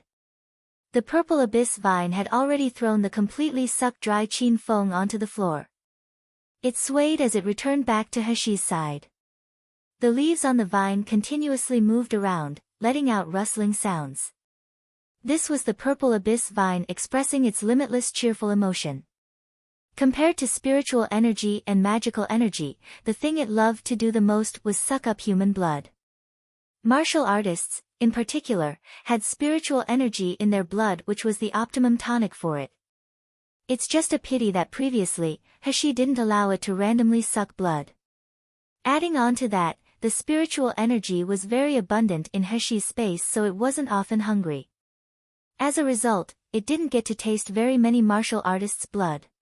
But today Master said, it could play and eat as it wished as long as it was the people inside this room. Allowing it to breathe in as it wished. Purple Abyss Vine just finished eating all the man's blood and even swallowed his heart. This taste was truly too splendid. I can foresee how this may cause some issues if she allowed this before, Chapter 370 Terrible Monster. And inside this room, there was still so much delicious food. The more the purple abyss vine thought about it, the more incomparably happy it felt. Master was really a good person, ah. In the blink of an eye, the people who were just talking turned into mummies who were taking their last breaths. This originally amused and boisterous scene suddenly turned sluggish. A large part of the bodyguards had frightened expressions. And Rat, who was the closest to Qin Feng, suddenly came back, screaming, "Big brother." Rat supported a person up, but all he saw was a mummy with a face full of terror. The skin on the person's entire body was wrinkled together. Except for the skin and bones, there wasn't even a drop of blood inside his body. The two eyes protruded inside the eye socket, holding dread in them. Upon seeing this, Rat immediately opened his eyes wide. Rushing towards Heshi, he yelled out, "Son of Ab, you killed my big brother. I want you to pay with your life." After he said this, he took out a flying sword and advanced towards the people behind him. Snarling, "Everyone, let's unite.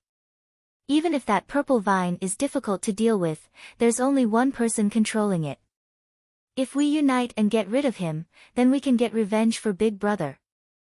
Once everyone came back from the fright, they felt that the words that Rat spoke were correct. Although this youngster was difficult to deal with, he was only at foundation establishment stage. Even if his magical weapon was strong, so what? Don't tell me he could block everyone's attacks. If he used just spiritual energy, at some point it would run low. Thinking up to here, everyone took out their flying sword and quickly launched an attack on Heshi. For a moment, all sorts of flying swords advanced towards Heshi. The screams all mixed together, shaking the earth with its power, causing the entirety of Ji Shenghal's shop to shake. All one heard was "Hong Long." The place that Heshi was originally standing in got a huge hole smashed into it. Smoke was rising spirals around the surroundings of the hole and dust was flying out. There was also the sound of thunder and lightning crackling and rumbling around the scene. Rat laughed, "This sort of attack, if you could still manage to dodge it, then Grandpa, will." After only saying half his sentence, his voice suddenly came to an abrupt stop. His face showed disbelief and alarm. The youth's leisurely and slow voice sounded in his ears, but it sounded as if it was coming from hell. "I escaped, what will you do? You can only die miserably." After the voice fell, Rat's entire body was rigid. Unexpectedly, he was unable to move even one step. The other bodyguards in Ji Shenghal were the same as well. It was as if someone cast a body-freezing spell on them, they couldn't move an inch. These bodyguards' faces were filled with fright. When they looked at Heshi, it was as if they were looking at a terrible monster. Clearly, the youth in front of them was only at foundation establishment level. How could he cause them to not even be able to move an inch? Don't tell me that he's a ghost. But, if they all just looked at each other, they would discover that at the back of each of their heads was a tiny silver needle. It was just that these silver needles had a large amount of spiritual power in them. This caused their dantians to stop circulating and the blood in their vessels to stop flowing, causing them to be unable to move or use their spiritual energy. The purple abyss vine was twisted around Heshi's arm. Her fair, white fingertips softly poked at its vines. Towards the people who were unable to move, she faintly smiled. "I never liked a sloppy job. Originally when I came here, I was going to give everyone a quick death. But you apparently didn't give me that opportunity. Seeing as you all take pleasure from tyrannizing people, when it comes time for you to be tyrannized, you must be a glutton for punishment." One Hong Long, rumbling sound. Chapter 371 Rest in peace. Rat's heart was filled with alarm, but he still loudly shouted. "You! In the end, what did you do to us? If you dare to kill all of us, the people behind us won't let you go." Heshi raised her hand and suddenly, the medicinal pill in her hand flew out. The pill landed in Rat's mouth and soon made its way down his esophagus. "Seeing as you're so noisy, it seems like you can't wait to often feel the feeling of being tyrannized. You can be at ease, I'll satisfy you. You. What did you give me to eat? Rat didn't get to finish speaking before he suddenly let out a mournful and miserable cry. His entire body resembled a small shrimp, curling up on the floor. The other bodyguards watched as Rat's complexion turned purple. The corner of his mouth was overflowing with blood and foam, so much so that they even thought that Heshi had fed him a highly toxic pill. Just when they were scared witless, they suddenly heard Rat let out a heart-wrenching and lung-tearing scream. He suddenly seemed to go crazy and frantically began clawing at his stomach. In the blink of an eye, he seemed to manage to claw open his stomach. After, he took out all of his internal organs. But this didn't seem to be enough. After taking out all of his intestines, Rat's face was still filled with suffering. He began to use his own 2 hands to pound his legs, hitting the joints. Until finally, he took a flying sword and chopped his own 2 legs off. He kept saying, "Don't bite me. Don't bite me." Everyone became stupefied seeing the scene in front of them. Obviously, all he had eaten was a pill. Yet this martial artist, who was at the peak of foundation establishment stage, seemed to have gone insane. He cut open his own stomach, cut off his own 2 legs, and repeatedly rammed the joints in his arms into a wall.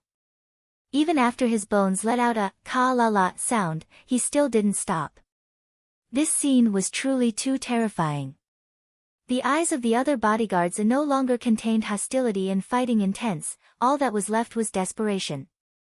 On the other hand, the purple abyss vine was incomparably happy. After receiving Heshi's approval, it quickly rushed over to Rat's side and completely swallowed his flesh. In the blink of an eye, this hellish scene faded away without a trace. It was as if the previously miserable scene didn't even occur in the first place. But the scattered skeletons on the floor and howls of grief echoing in their ears allowed everyone to understand that what occurred just now wasn't some nightmare. From start to finish, Heshi's expression was calm. So calm it was close to coldness. It was only until Rat completely stopped breathing that Heshi lightly threw the medicinal pills in the air. Mildly smiling, she said, "Let me take a look. Who should be my next victim?" Ji Xinghal's bodyguards all simultaneously widely opened their eyes and let out "gee" sounds while shivering. This youth in front of them wasn't human at all. She was a devil. A ruthless spirit who crawled out from the depths of hell. After an hour, inside Ji Xinghal's main shop, over a dozen bodies have been disorderly put to rest. 1. The purple abyss vine had eaten until its vine was smooth and round. Swaying and wobbling, it was almost unable to fly. And of those dozen or more bodies, not one hadn't become a mummy with no flesh.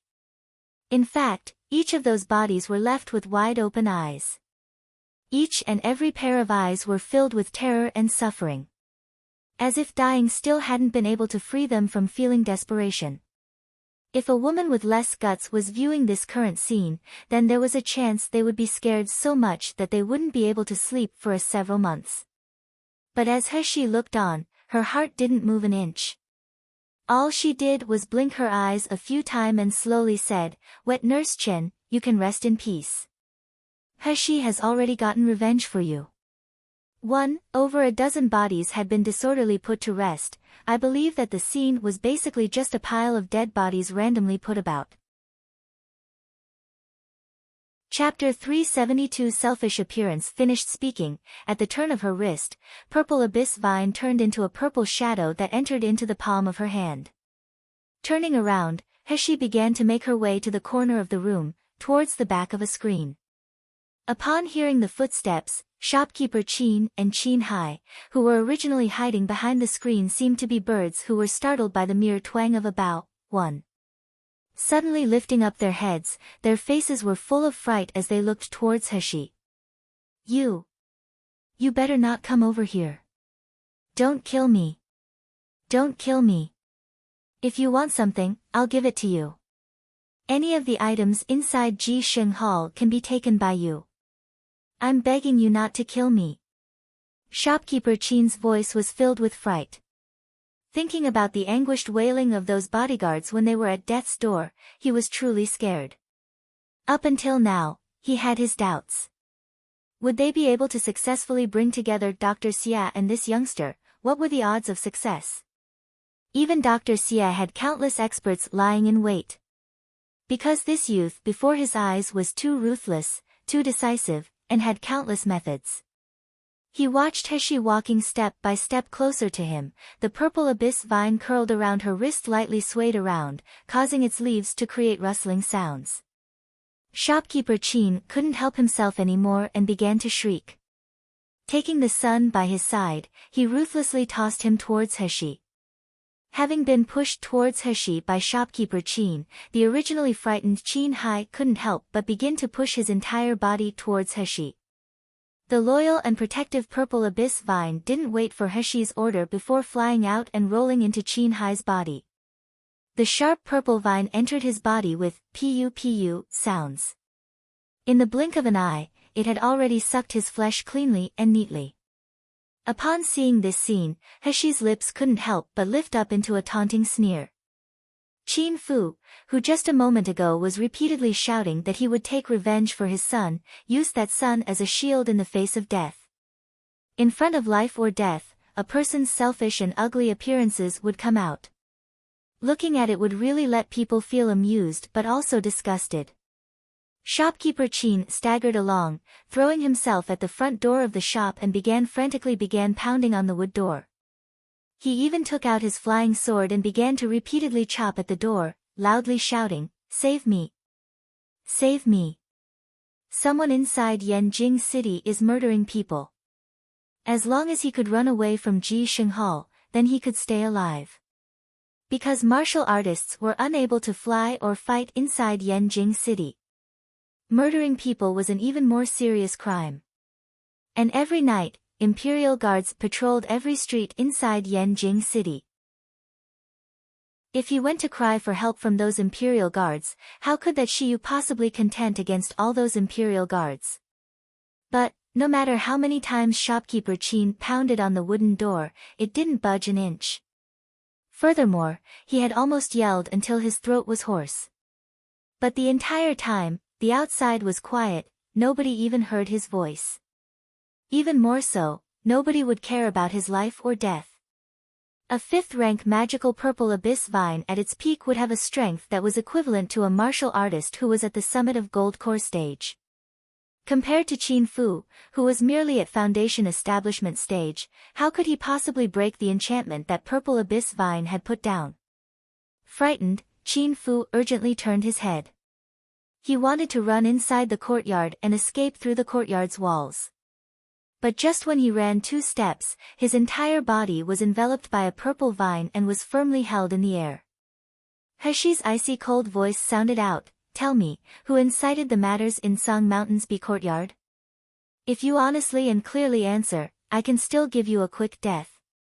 Shopkeeper Qin was suspended in the air by purple abyss vine. He felt the purple vine's sharp vines continuously moving around his body. This scared him until he pissed his pants, snot and tears rolled down his face.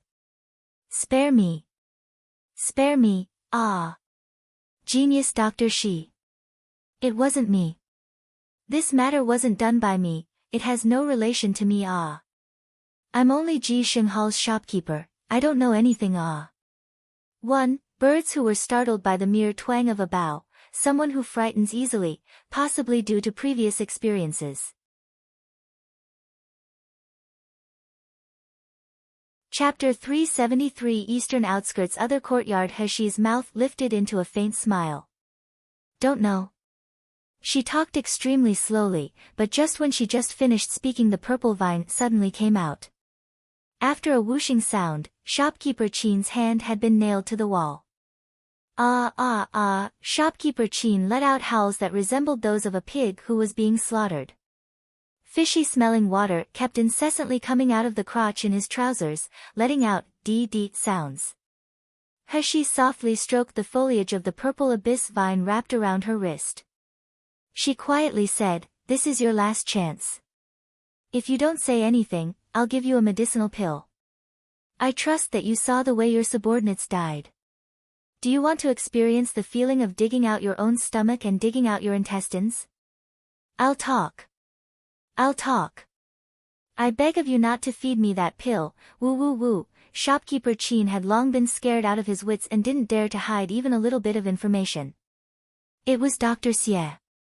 It was Dr. Xie who brought people to Be Courtyard. From the day that the both of you fought, he had been searching for you. But I don't know what he wants to find you for. All I know is that he's determined to win the secret methods on your hands from you. But these matters truly have nothing to do with me. I'm merely a shopkeeper who sells pills. I don't know anything. I'm begging you, young hero, to be a big person with big generosity. 1. Let me off. I'm begging you to let me off. Dr. Xie. It was the arrogant third-rank doctor from the day she saved Xiao Li's older brother. Then it seems like that day when coming to massacre Be Courtyard, they truly took away Xiao Li. It must have been to take the secret repairing broken muscles and tendons medical method in her hand. However, it was just for such an insignificant prescription that they went as far to cruelly murder the people of Be Courtyard, allowing wet nurse Chen to experience a violent death. He, Dr. Xie. Xie Chongming. Very good. Very, very good. Where is Dr. Xie? Shopkeeper Chin's voice trembled. Xie. Dr. Xie is in a residence in the eastern outskirts. People are waiting there for you to walk into the trap, to ambush you. Dr. Xie is also there. Sure enough, he had set up a good trap inside the residence at the eastern outskirts, just waiting for her to jump in. Heshi's mouth secretly curved coldly. The little Gunyang that you guys took, where is she? Shopkeeper Chin opened his mouth. Just as he was about to speak, the purple vine rustled about and arrived at his stomach. The sharp purple vine softly rubbed against his clothes, seeming to act as if it could plunge inside him at any moment. Shopkeeper Chin was frightened stiff. He no longer concealed thoughts he originally wanted to hide. At once, he loudly said, that little Gunyang is also at the other courtyard in the eastern outskirts. She has just been imprisoned inside the basement. That basement is very well hidden. If the person wasn't one of our men, they wouldn't be able to find the entrance, no matter what. She has been imprisoned inside the basement. Heshi knit her brows. The purple vine followed along with her mood and softly trembled up and down. Shopkeeper Chin's body continually kept shrinking backward.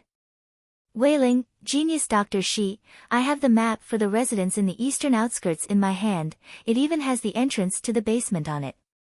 I'm willing to hand over the map of the residence as well as the method to getting into the basement to you. I only beg of you to spare my life. I beg you to spare my life. Heshi narrowed her eyes and arrogantly looked at him. If the map you take out is real, I can spare you. But if the map is fake, even if I let you off today, in the future I have 10,000 ways to let you experience a life worse than death. I absolutely don't dare to deceive young hero.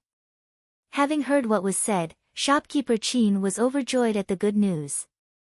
His entire being frantically arrived in front of a medicinal cabinet. Softly, he patted it a few times when suddenly, there was a peng sound and a medicinal cupboard appeared. Afterward, a piece of craft paper, too, appeared alongside a jade slip inside the medicinal cabinet. 1. A big person with big generosity. Big person, is Shopkeeper Chin saying that Heshi is superior to him in every way. 2. Craft paper. Craft paper is paper or paperboard produced from chemical pulp produced during the craft process. Chapter 374 Massacre of an Entire Family. Heshi took the craft paper. Glancing at it, she discovered that the drawing on it resembled the design of a building, and sure enough, there was a symbol marking the entrance and location of the basement. And that jade slip was actually the key to opening the basement.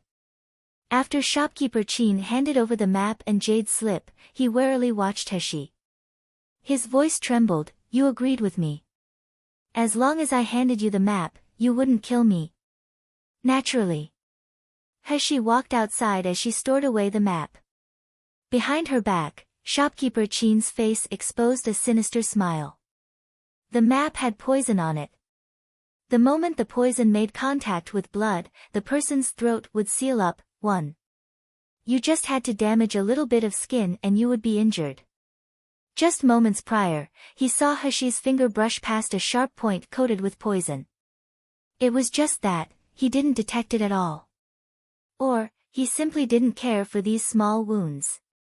In the end, it was just a careless and inexperienced youth. He was still able to trick him with such a trap.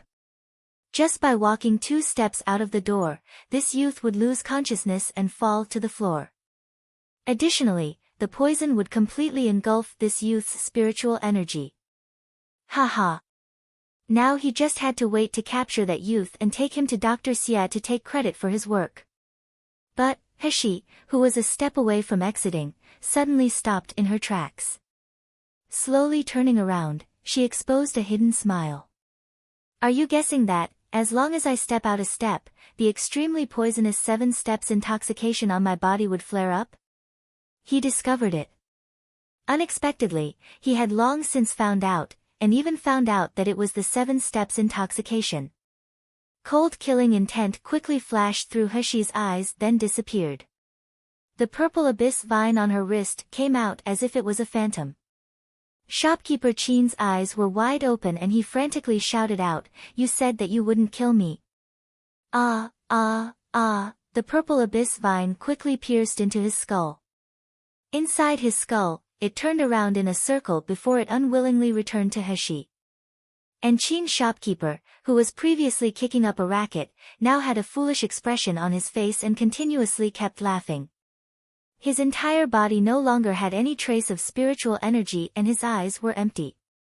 He was clearly already an idiot. Heshi withdrew the purple abyss vine and slowly said, "I did say I wouldn't kill you because letting you live this way, compared to dying. This is far more interesting." Saying this, Heshi's long and thin finger spun around in the air. In the blink of an eye, the purple abyss vine seemed to have received a command. In an instant, it flew up and turned into a purple phantom, entering inside her body. After about an hour passed, people finally discovered that there were frightened shrieks coming from Ji Xing Hall. It was the voices of the little manservant who had lost consciousness and the innocent part-time workers. Their shrieking attracted the attention of everyone nearby, including the Imperial Guard. But upon seeing the miserable scene, everyone couldn't help but hold their breath and feel a chill going up their back. Every one of the corpses were nothing but a thin layer of skin covering bone, each one had wide open eyes that were filled with fright. This allowed the medicinal halt that was used to save people turn into a place more frightening than hell. One after another, everyone was trying to guess who was so vicious and merciless. Who was so reckless and bold, even going as far as to completely massacre Ji Xing Hall's family in front of the Imperial Guard. In addition, they were also able to escape without a trace. At this moment, Heshi, the ruthless murderer, everyone was spiritedly discussing, had long since arrived at the eastern outskirts' other courtyard. Moreover, with the purple abyss vine's concealing abilities and the map, she was able to successfully locate the basement's entrance. 1. Made contact with blood, the person's throat would seal up. It's essentially saying that this poison is extremely potent. The moment it touches blood, you're done for. Chapter 375 Abandoned Haunted House. After leaving Ji Xing Hall, Heshi never stopped advancing towards the other courtyard in Yanjing City's eastern outskirts. Inside Yanjing City, you couldn't fly with your sword, so Heshi exhausted her qinggong. At Su Shi, 1, Heshi was able to see the area 3 li north of the eastern outskirts. A small unremarkable hill sat here. An official road led up to the eastern side of this hill, but because it was night time, people on the road had long since been scarce. On the west side of the hill, there was a house that seemed to be particularly gloomy and shabby. From far away, in the dark night, one could only see a yellow piece of paper that was stuck to black painted doors. The piece of paper fluttered about in the wind whenever it blew. There weren't any decorations at the door, nor was there a plaque. Even the eaves were sunken in, exposing a fist-sized hole. The whole house seemed to have merged into one with the surrounding night. Just by looking at it would cause someone to feel a type of gloomy cold. If an ordinary person were to be walking along this official road and happened across this residence, they would definitely think this was an abandoned haunted house. They wouldn't have any interest in checking this house out.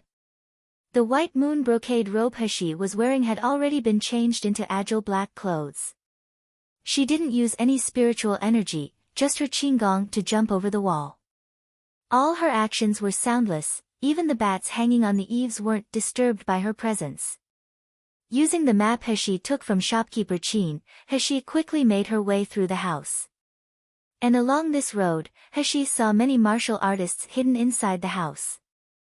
At the very least, they were at high-rank foundation establishment stage. Every one of them was holding their breath and concealing themselves in the main courtyard, seeming as if they were patiently waiting for something. What surprised Hashi the most was the fact that this entire residence was separated by a boundary. The front yard was eerie. The martial artists were all hidden in secret places, not speaking and not moving. While the backyard was filled with patrolling martial artists. At times, one could even hear their boisterous laughter and conversation. The map shopkeeper Chin gave her indicated at the location of the basement was in the backyard. This allowed Hashi to be convinced just a bit more of this map's authenticity. Relying on the purple abyss vine's unique ability, Hashi was able to quickly break through the boundary and travel through the backyard's various houses. In the time it took to burn a stick of incense, she was finally able to locate the basement's entrance, which was similar to an ancestral hall. The simple jade slip was lightly inserted into the notch at the entrance of the basement. As the basement began opening, a murky and moist smell along with the pungent smell of blood assaulted one's senses. Hashi's body flashed into the basement. After walking for a moment, she saw an iron door. This iron door seemed to be very thick and didn't seem to have a lock or chain. Evidently, this door needed to be opened from the inside. Hashi pushed against the door but found out that it didn't even move an inch and the light in her eyes dimmed a little. Suddenly, Xie Chongming's harsh face flashed through Hashi's mind. The corners of her mouth raised up and she quickly took out a disguise from her space, putting it on her face. In the space of a few breaths, the originally beautiful youth transformed into a grisly bearded old man. Even the greedy glint in Xie Chongming's eyes was imitated to perfection. Although her build couldn't be changed in such a short period of time, this disguise would be sufficient inside the dusky basement. Hashi softly knocked on the iron door.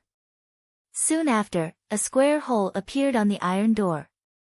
A guard peered out of the hole and at once, he saw the disguised Hashi's impatient face. "Why haven't you quickly opened the door? Until what time do you want me to wait here?" 1. Su Shi, a period of time between 7 and 9 p.m. The guard was clearly shocked and stuttered, "Xie. Dr. Xie, you. Why would you be here at this time? Aren't you supposed to be at the front, presumptuous?" Hashi's strict voice said. The loud voice and intonation were exactly the same as Dr. Xie's voice. "Whatever I want to do and wherever I want to be, when is it your turn to ask me questions? And you still haven't quickly opened the door." "Yes. Yes." The guard no longer dared to tarry and immediately went to press a mechanism on the other side of the door. As the iron door opened, ka-ka sounds were heard, but before the guard could clearly see Dr. Xie's appearance, a purple shadow suddenly came out. Only pu was heard as the guard felt a burst of sharp pain on his neck. He didn't even have time to groan before he dropped to the floor, severing any opportunity to live anymore. Hashi closed the iron door and took off the disguise on her face. Her footsteps were noiseless as she began advancing forward. The further she walked in, the more pungent the stinky and bloody smell became, causing one to feel even more nauseous. After walking approximately 2 more steps, Hashi heard the coarse voice of a male. "Why place rotten flesh here at the intersection? Just looking at it spoils one's appetite. Why haven't you quickly tossed it to a corner?" Soon after, another person's laughing voice answered, "This isn't some rotten flesh, they're clearly still alive. It's just that, the pain and suffering of being alive is much worse than being dead." Hushi's figure flashed like a phantom. Soon after, she was hidden inside a corner, looking towards a not-so-distant place. This place was clearly a prison. At this time, it was brightly lit and there were several men dressed in black clothing and holding weapons, guarding the prison. There were also some males who wore strange totems on their clothing, gathering together in twos and threes as they looked after something. It wasn't obvious what they were studying. From Hushi's point of view, she could only clearly see the two men who were just speaking. They seemed to be about 30 or 40 years old and they were at meridian stage. At this moment, there was a short and stout male among these people.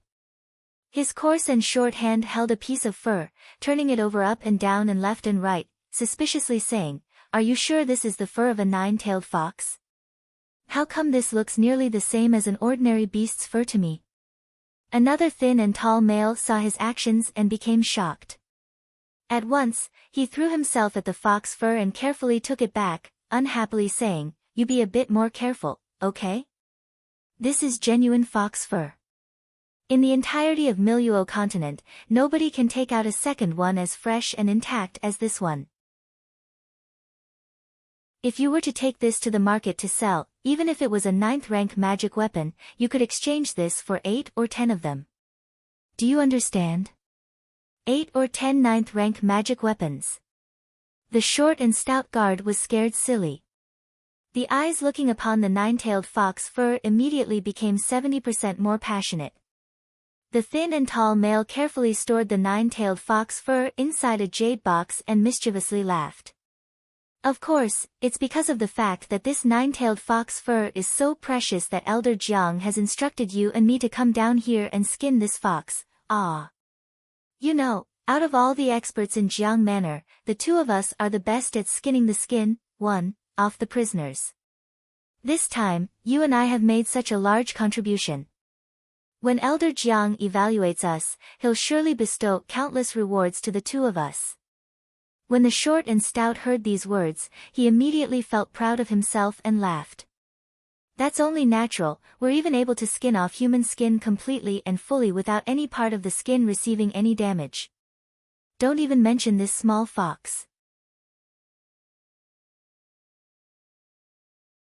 After saying this, he picked up a stick and poked the meatball.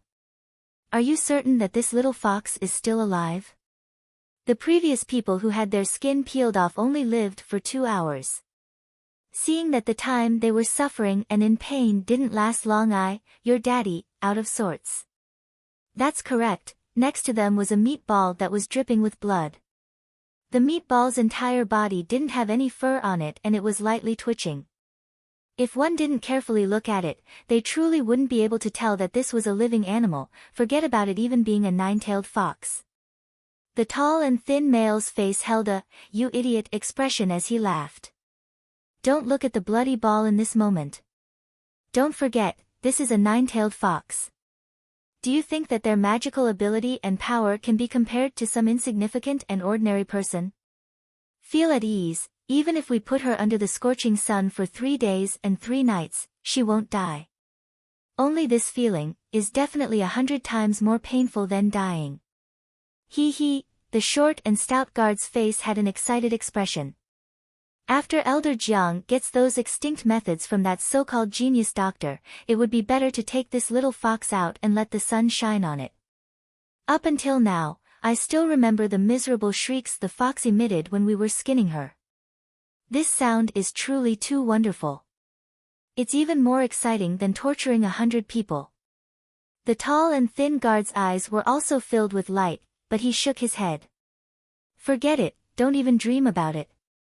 This is a nine-tailed spirit fox, its fur isn't the only valuable item on it. All the flesh and bones on its body are treasured objects." Elder Jiang specifically instructed that her body couldn't have any damage. "If you truly toss this little fox aside and let it die, then just wait and see how Elder Jiang will punish you." Fine. Got it." The short and stout guard's enthusiasm waned. But thinking about this little fox's origins, he couldn't help but exclaim in admiration. I didn't expect Dr. Xie's luck to be so good. The hostage he randomly took turned out to be a nine-tailed fox. Wait for that young genius doctor to be captured. Dr. Xie's achievements will turn big profits, perhaps the entire family will even receive rewards. He, can Dr. Xie's awesomeness compare to Elder Jiang's? The thin and tall guard sneered. With one look, Elder Jiang was able to tell that this little Gunyang was a nine-tailed fox. Moreover, in a short amount of time, he was able to turn her submissive. There wasn't even an opportunity for her to use the self-exploding enchanted pill. Naturally. The short and stout guard laughed. Who is Elder Jiang? Whether it's medical expertise or cultivation stage, he's number one. Most of all, opening up this underground test pharmacy, it's truly too much like my heart's intention. But saying this little fox's age is so small, but her temper is truly fierce. If it weren't for Elder Jiang's vigilance, she would have been able to use the self-exploding enchanted pill. If that was really the case, our entire prison and test pharmacy would be finished. Zhe. This is merely a little fox who grew a tail. Unexpectedly it's so difficult to deal with. If it were to grow 9 tails, then it would be even more difficult. The tall and thin man also had some lingering fears and shook his head.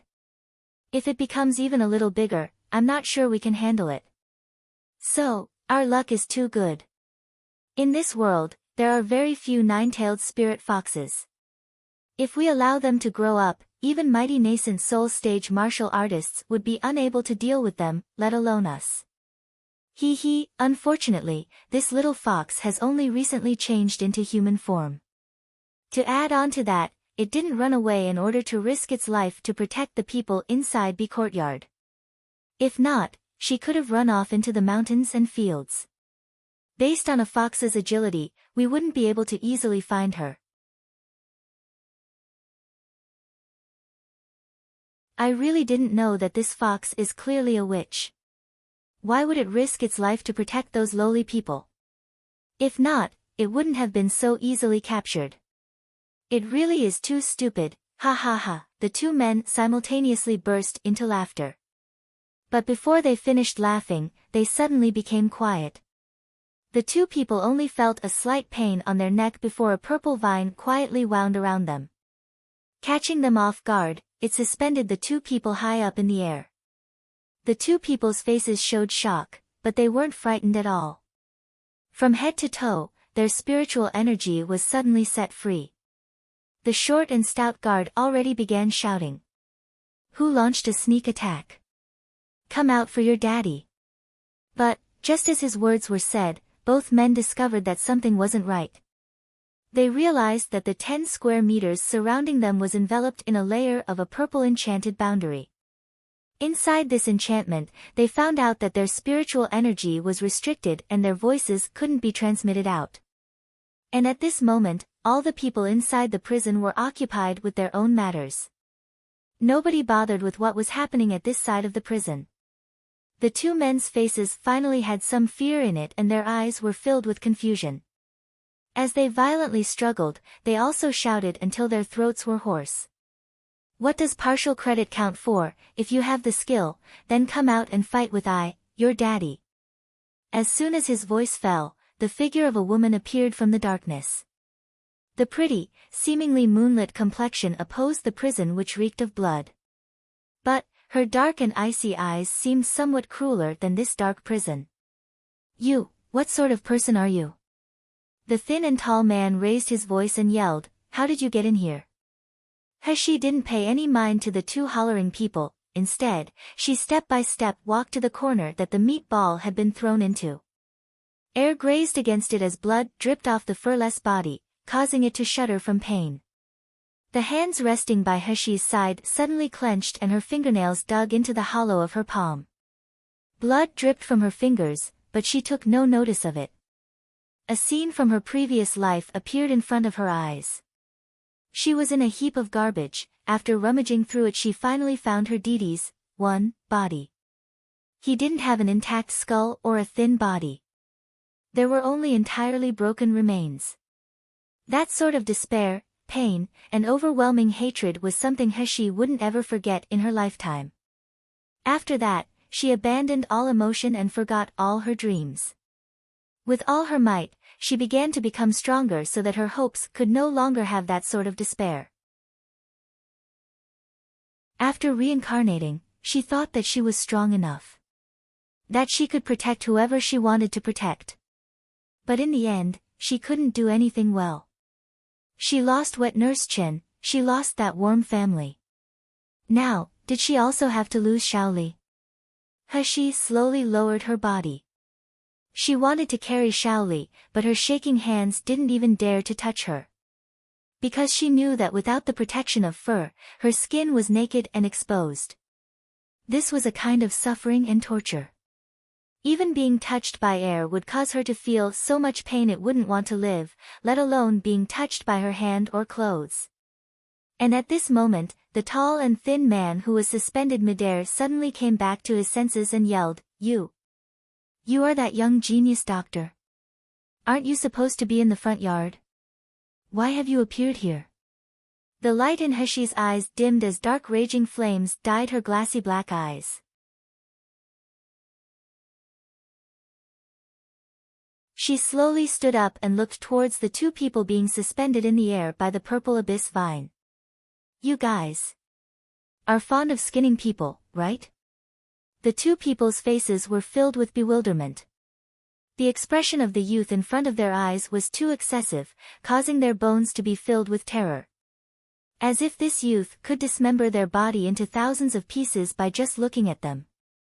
The short and stout man couldn't help but shout, You better not be too arrogant. Elder Jiang and the others will quickly find out about your presence. You're just an insignificant foundation establishment stage youth. Even if you have some small tricks, when you meet Elder Jiang and the others who are at Gold Core stage, what use will you be? If you obediently listen and sit with your hands tied, waiting to be captured, then we can ask for leniency for you. Having heard what was said, He lowly laughed. The purple abyss vine swayed around before putting the people, who were suspended in the air, back down. The two people thought she was afraid and became overjoyed at the good news. The short and stout male further raised his voice, You can be considered tactful. Wait for me to meet with Elder Jiang, certainly. Ah. Suddenly, his proud words turned into mournful shrieks and simultaneously shouting alongside him was the tall and thin male. All one could see was the hole that the purple abyss vine slashed on the top of their heads. After their scalps were cut open, their red flesh was exposed. The two people cried in fear as they raised their heads. All they saw was He slowly walking over and sprinkling some medicinal powder on their heads. After a moment, their heart-wrenching and lung-splitting wails filled the entire enchanted boundary the purple abyss vine put down. If an ordinary person heard that sort of pain shrieks, their hairs would certainly stand on end. But He was incomparably calm, even her ice-cold eyes resembling those of Azura from hell didn't change a bit. After 10 minutes passed, 2 pieces of undamaged skin appeared on the cold and moist floor of the prison alongside 2 bloody people who were both hairless and skinless. The 2 bloody people on the floor hadn't stopped breathing yet, their mouths were still incessantly letting out painful moans. He arrogantly looked down on the 2 people and slowly said, Don't you guys enjoy skinning off other people's skins? Now your own skin has been completely peeled off, don't tell me that you shouldn't feel gratified. Those 2 guards had long since already started letting out more air than taking air in. Soon, they would meet a violent death. He waved her hand and beckoned the purple abyss vine, she was just about to end their lives. When suddenly, she heard 1111 soa sounds and without waiting for her to react, countless insects and ants came out from somewhere within the prison. They looked like black waves, going towards the 2 bloody people.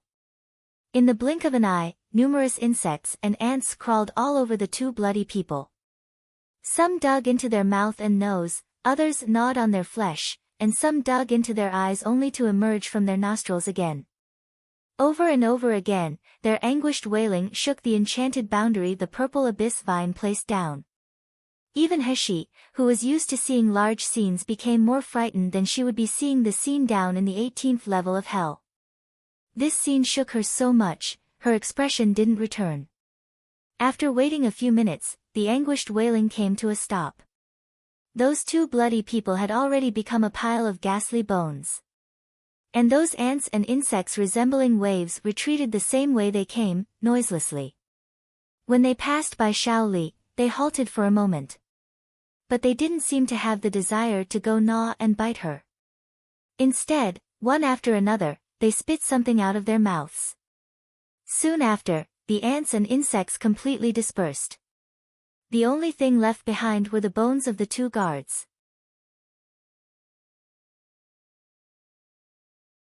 Heshi recalled Xiao Li's ability to communicate with animals and guessed that these insects and ants came to avenge her. It was just that, these ants and insects were ordinary creatures.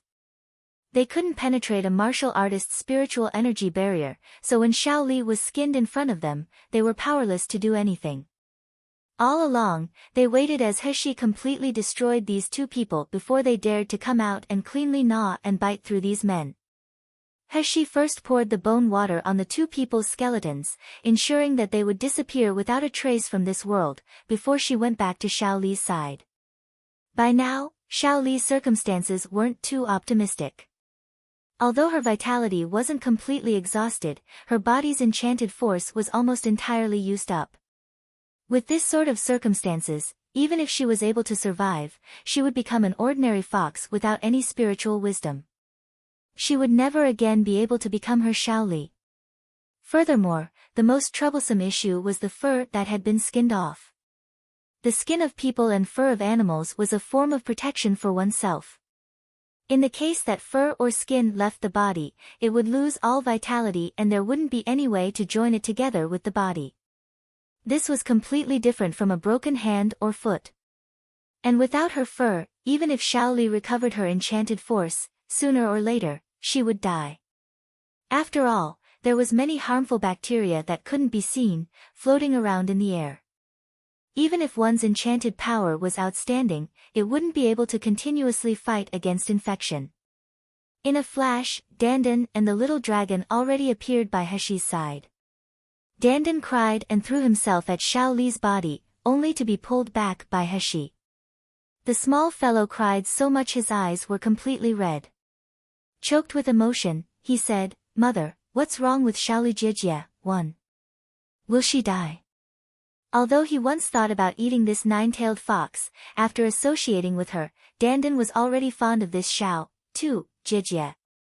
When he thought about her miserable state and the possibility of her dying, Dandan cried until he didn't even know who he was. Contrary to one might think, the little golden dragon wasn't concerned over the little fox's life or death. It was just that, the golden dragon and the nine-tailed fox were spiritual beasts that all of mankind yearned for. Their entire body was precious and longed after by people. If one appeared in front of people when they were still an infant, it was very likely that they would be skinned and their bones would be torn apart. Looking at the state that the little fox was in now, the little golden dragon nevertheless felt a heavy feeling and hurt for her. In addition, Dandan was still crying so broken-heartedly, causing him, the little golden dragon, to feel even more despondent. He didn't want to see Dandan, that fellow, crying. But, the little fox's whole body had been stripped of skin and her body's enchanted force was almost entirely drained. He was afraid that even if the previous master of Zijin Palace reincarnated, he wouldn't be able to save the little fox's life. AI, the human race was truly avaricious and repulsive. Although they already captured the little fox, they still wanted to skin her. They were no better than beasts. Dandan was still crying while he embraced Heshi's neck. "Mother, I don't want Xiao Li Jijie to die. You save her, okay?" At this moment, Heshi's gaze rested on the substance that the insects and ants spit out. As she looked, the suspicion in her eyes slowly turned into surprise. Hearing Dandan's words, she immediately replied, "Rest assured, I'll definitely save Xiao Li. Nobody could take away Xiao Li's life. These bastards can't, and neither can Yama." After she said this, the speed of Heshi's hands increased. She swiftly took out all kinds of tools from her space. Afterwards, she used spiritual power to wrap up Xiao Li and place her inside a bucket full of spiritual spring water. Upon entering the spiritual spring water, Xiao Li let out pained cries and her entire body ceaselessly trembled. Without any fur protecting her, even if she touched the purest spiritual spring water, it would still cause her to feel so grieved she would wish she was dead. Dandan covered his face as he cried, not daring to look at Xiao Li's pained and anguished appearance. His small face was filled with concerned and frightened tears. The little golden dragon sat next to Dandan. He couldn't help but look towards Heshi with a gaze filled with suspicion. He was completely convinced that this woman didn't have the means to be able to save this little fox. After all, this nine-tailed fox had no fur, its enchanted force was half gone, and it was only at Meridian stage. But, at this moment, Heshi's expression became steady and calm. She quickly took out medicine powders from her space and sprinkled it into the spiritual spring water. These anesthesia medicines were used to numb the nerves. Once they entered the bathing bucket, Xiao Li's cries gradually changed into moans. Only her eyes stayed the same, closed shut from the pain. Her body was still twitching intermittently. Heshi cautiously and solemnly took the fur out of the jade box. Using spiritual spring water, she carefully cleaned it. Then, under the little golden dragon's astonished gaze, she picked up a ball of yellow translucent gelatinous substance from the floor and began slowly smearing it on Xiao Li's fur. Flabbergasted, the little golden dragon questioned, "What is that?" Heshi's movements didn't stop as she quietly replied, "This is nectar from the thousand-leaf flower. I saw on ancient records, there was a replenishing bone and growing flesh efficacy. It's just that, according to ancient records, this flower is extinct in Miluo continent. It's said that, as long as you smear this nectar and a large quantity of replenishing spiritual energy medications, you can regrow the limbs of martial artists. Don't even mention rebinding skin and meat."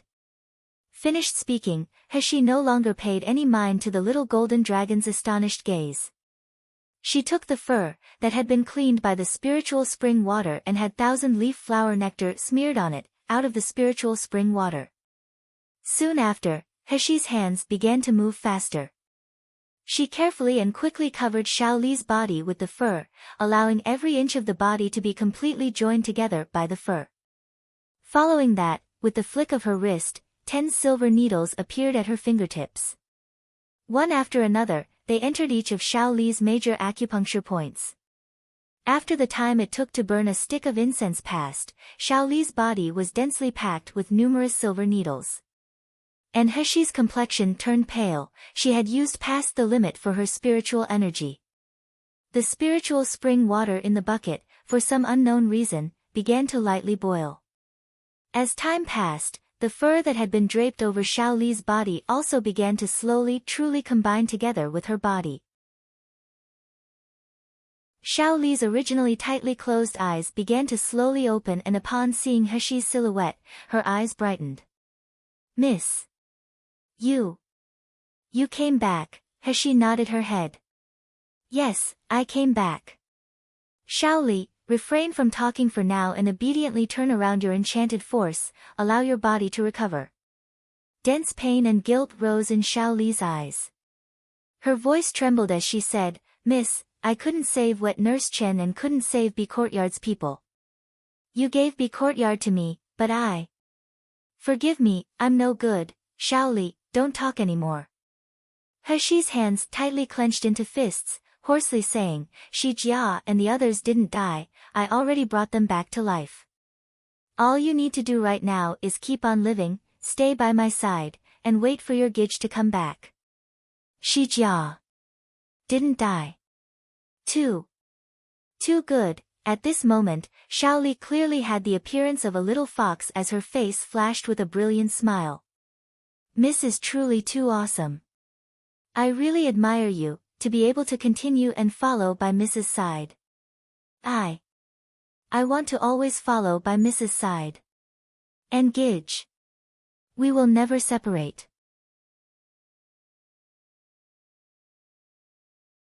But. Cuckoo, Xiaoli let out 2 coughs and her voice became more and more muffled. But it seems impossible, my enchanted force is already broken. There's no way I can continue to stay by Mrs. side. I'm sorry. I'm sorry, miss. But, to be able to become a person in this lifetime, meet Gidge, and Mississippi Xiaoli. Xiaoli doesn't regret it one bit, doesn't feel sad at all. Miss, thank you. As she was speaking, Xiaoli's voice became weaker and weaker. The little fox's body slowly submerged deeper into the spiritual spring water. The enchanted force on her body scattered at a speed visible to the naked eye. In the wake of her enchanted force disappearing, the fur on her body became darker and darker. Her life's breath also gradually faded away. Xiaoli Jiejie. Dandan cried, wanting to throw himself over there, but he was firmly held back by the little golden dragon. The little golden dragon's facial expression also showed grief. At this moment, Heshi blankly stood in one place. Her teeth bit down on her lip, and even after her lip split, she didn't notice. Suddenly, a brilliant light shone in her eyes and a purple undercurrent violently surged up. The voice that came out was determined and sounded like crashing ice crystals. Xiaoli, I already previously said that I would protect you from death, so I certainly won't let you dissipate from this world. If I, Nalan Heshi, can't even protect the people by my side, what's the point of my second life? When she finished speaking, Heshi suddenly took out a knife and cut the hollow of her palm. But after she injured her palm, no blood flowed out. Instead, there was a dim red glow around the wound, circling around the surrounding area. A moment later, the dim red glow scattered and a drop of diluted gold slowly seeped out of the wound on her palm, dripping onto Xiaoli's body. Momentarily, the smell of blood filled the air and the rich spiritual qi permeated the room. This was a martial artist's blood essence. The blood had just dripped onto Xiaoli's body when Heshi's fingers rapidly joined together, forming an image. After the image was formed, Xiaoli's body emitted dim, red rays of light. The dim, red ray of light appeared to be like her enchanted force, scattering out. But, it also seemed to be portraying a totem. Heshi's expression became extremely grave. The image formed into a lotus flower, its profound voice yelled 2 characters, form a contract. Right after the voice fell, the dim, red rays on Xiaoli's body suddenly went into Heshi's body. Subsequently, it slowly condensed into a little pattern, that resembled the 9-tailed fox, on her palm. It was just that, the pattern, very quickly, disappeared without a trace. And Xiaoli, whose enchanted force was previously, completely depleted and on the verge of death, slowly received rays of light on her body. Her breaths also gradually picked up again. Upon seeing Xiaoli come back to life, Dandan happily bounced and hopped, scuttling over to Xiaoli's side. Circling around the bathing bucket, he said, Mother, you're really too awesome. Xiaoli Jiejie is alive, she really managed to stay alive, too great. But, having watched the scene from start to finish, the little golden dragon's eyes were filled with shock and astonishment. She unexpectedly created a life and death contract with the 9-tailed fox. And it wasn't an ordinary master and pet contract, it was one that shared the master's fate and vitality with the spiritual pet. In other words, if the 9-tailed fox was ever on the verge of dying, Heshi would give her vitality to her, allowing her to survive. Naturally, it goes the other way as well. If Heshi's vitality was exhausted, the 9-tailed fox would use her enchanted force to replenish her life. This sort of shared life contract didn't have any advantages. Over the last 10 million years, nobody had ever concluded one because there weren't any master or pets that were willing to sacrifice oneself to this degree.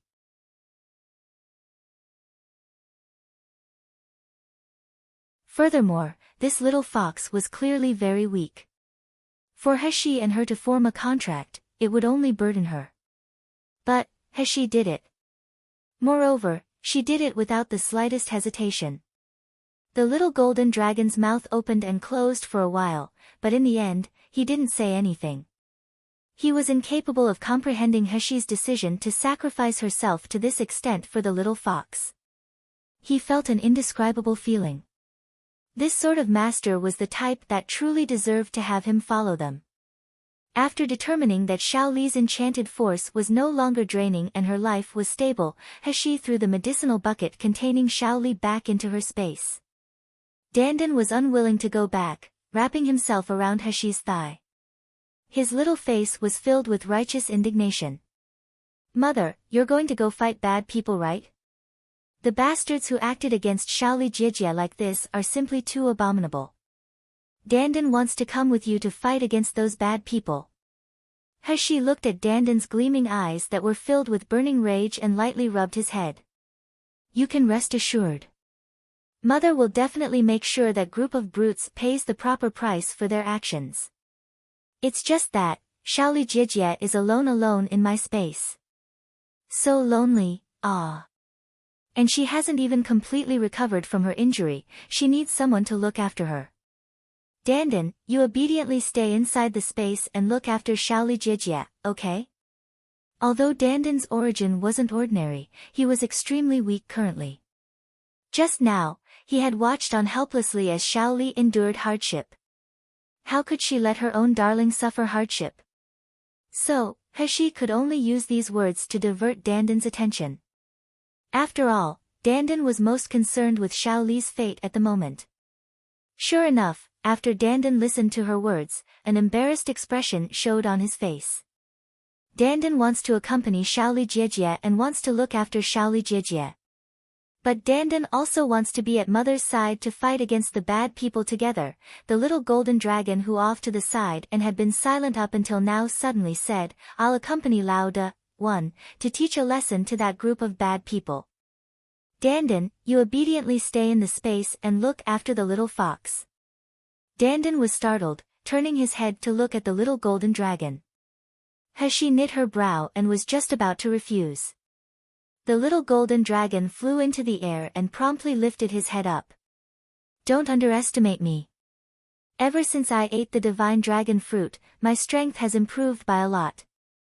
Although I'm not Lao Da's rival, ordinary martial artists at foundation establishment stage or meridian stage are almost the same as garbage to me. I can kill them as I wish.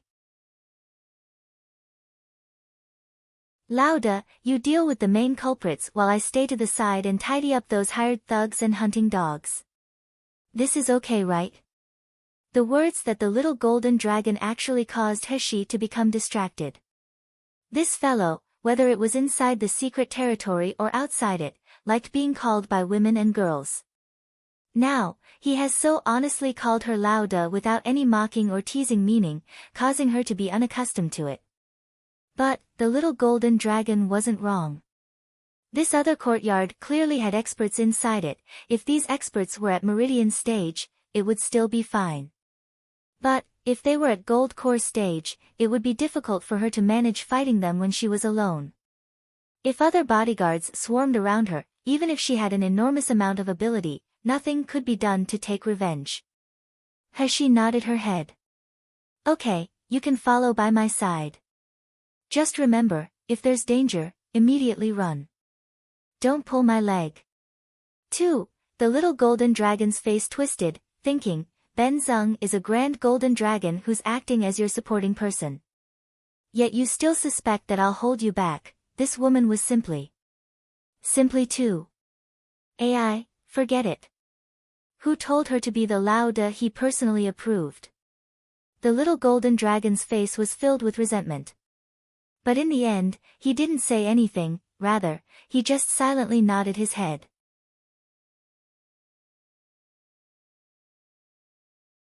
Heshi rubbed Dandan's head. This time, Dandan didn't continue being willful. Instead, he grabbed Heshi's finger, obediently nodding his head. "Mother, I will take good care of Xiao Li Jijie." You must take revenge for Xiaoli Jijie, oh. Dandan quickly returned back to her space and Heshi left the purple abyss vine's enchanted boundary. Slowly, she walked deeper inside the prison. Before going to look for the main culprits to take revenge, she wanted to see what shady business these people were conducting in the prison. This sort of thick smell of blood and putrid smell wouldn't come from merely killing a few people. Heshi had already previously mentally prepared herself. But when she walked into the deepest part of the basement, the scene in front of her shocked her so much, her breathing stopped for a few moments. Just after turning a corner, Heshi heard the sound of a child crying. At this moment, several men wearing eccentric clothes were in the process of tying two young children to a stone table. Soon after, they cut open their stomachs, but she couldn't see what they were moving around in there. Those two children were no more than 5 or 6 years old and had their chest opened and stomach split without any anesthesia. That sort of pain was definitely not something they could endure.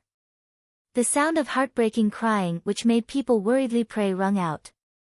So painful, Daddy, I'm very hurt. Save me, but the crying became weaker and weaker. In the span of a few short breaths, it turned into pained whimpers. Soon after, a brief shriek sounded out before it turned silent. Among the oddly dressed group of men, one shook his head and angrily said, unexpectedly, the fog grass failed again. This sure long grass seed is too difficult to grow. Upon contact with nearly every medicinal fertilizer, this seed will get swallowed by the dantian. Even a fragrant incense can't survive. Another person said, these two children are considered good, they were able to survive past the time it took to burn a stick of incense. Zze. Their entire stomach got engulfed by the sure long grass. That manner is too wretched. It seems like the younger the child is, the great chance they have of surviving. Next time, we'll test it on a newborn infant, correct? Correct. It's best if the parents are also foundation establishment stage. So the infant can certainly support the sure ling grass seed until it buds. The scene in front of Heshi caused her eyes to contract.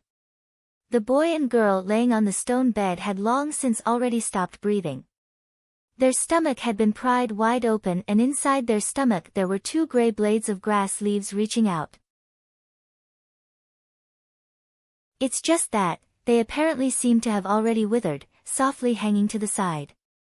The 2 children lying on the stone bed had faces filled with anxiety and alarm. They were so small. They still hadn't understood the dirty and frightening things in this world, nor had they enjoyed the beauty of life before their lives had been taken away in the most painful manner. Step by step, Heshi began walking forward. And at this moment, the group of men, surrounding the corpses of the 2 children, also discovered Heshi's presence. Who are you?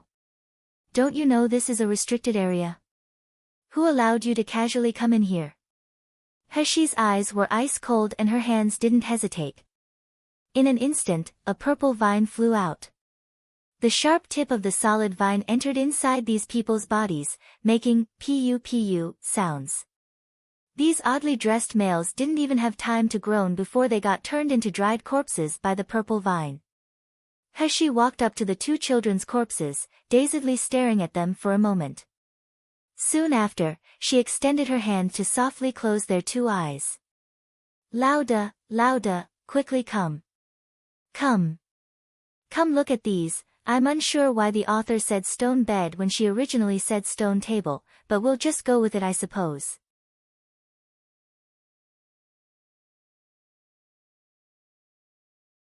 The little golden dragon who had originally volunteered to clear out all the miscellaneous people in the underground prison suddenly let out an alarmed yell. Heshi's figure flashed and appeared next to the little golden dragon's side. She was just about to ask the little golden dragon what was going on when Heshi saw the scene before her. Her mouth was wide open and she was unable to say anything for half a day. This underground prison had a place to interrogate and torture prisoners and the large site that she had just encountered with the operating table. But the prison's deepest area had a tightly closed door. When this door was opened, what appeared was a world as terrifying and cruel as hell.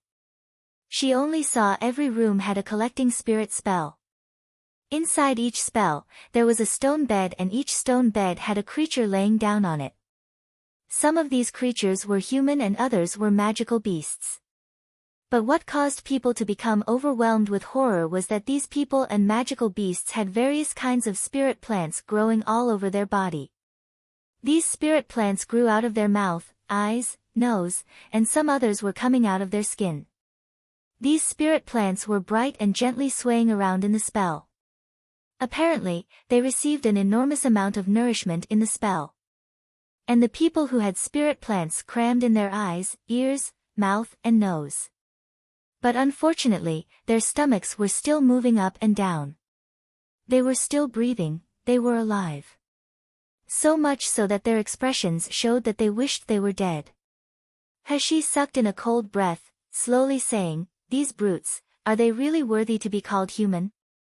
She recognized that she was vicious and merciless, cruel and cold to people. But that was only if other people angered her. Otherwise, she wouldn't kill them.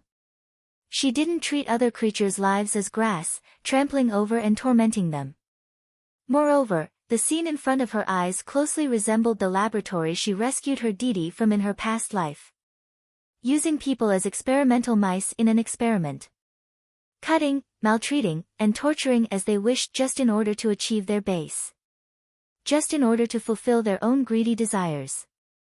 The little golden dragon was also startled by the scene comparable to hell in front of him. He shivered, his mouth and tongue was dry for half a day before he was able to say anything.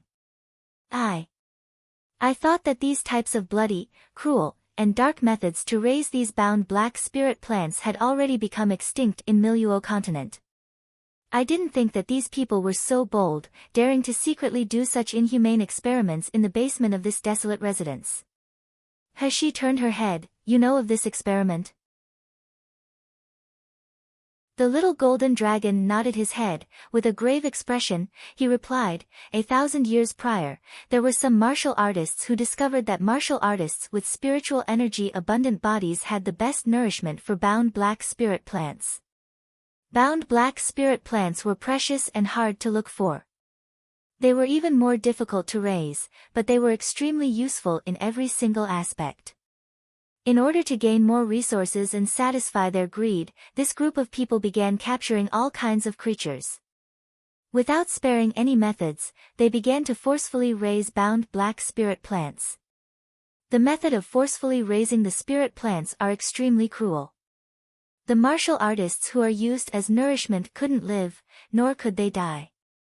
1. While they were alive, they had to bear the pain of their body being ripped apart until the nutrients in their bodies were completely taken by the spirit plants. In the beginning, these people used magical beasts to forcefully raise the plants. But, they slowly realized that the magical beasts' ability to nourish the spirit plants couldn't compare to the abilities of martial artists. Subsequently, they began to abduct martial artists to use as fertilizer. These martial artists got the name medicinal fertilizer. Later, because too many martial artists were worried and this method to forcefully raise the plants was too cruel, 3 kingdoms united to boycott it. The people who used forceful methods to raise the plants through medicinal fertilizers were completely massacred by the angry relatives and friends of the martial artists who were harmed. 1. Couldn't live, nor could they die. The martial artists wouldn't be actually living, they would basically be forever stuck in a half-conscious state. You're tuning into the Blissful Bookshelf YouTube channel. We're so grateful for your support, and don't forget to subscribe to join us on this incredible journey through captivating stories. Your generosity through donations truly makes a world of difference, as it's the primary source of revenue that allows me to expand and enhance this channel for you. Thank you from the bottom of my heart for being a part of this adventure.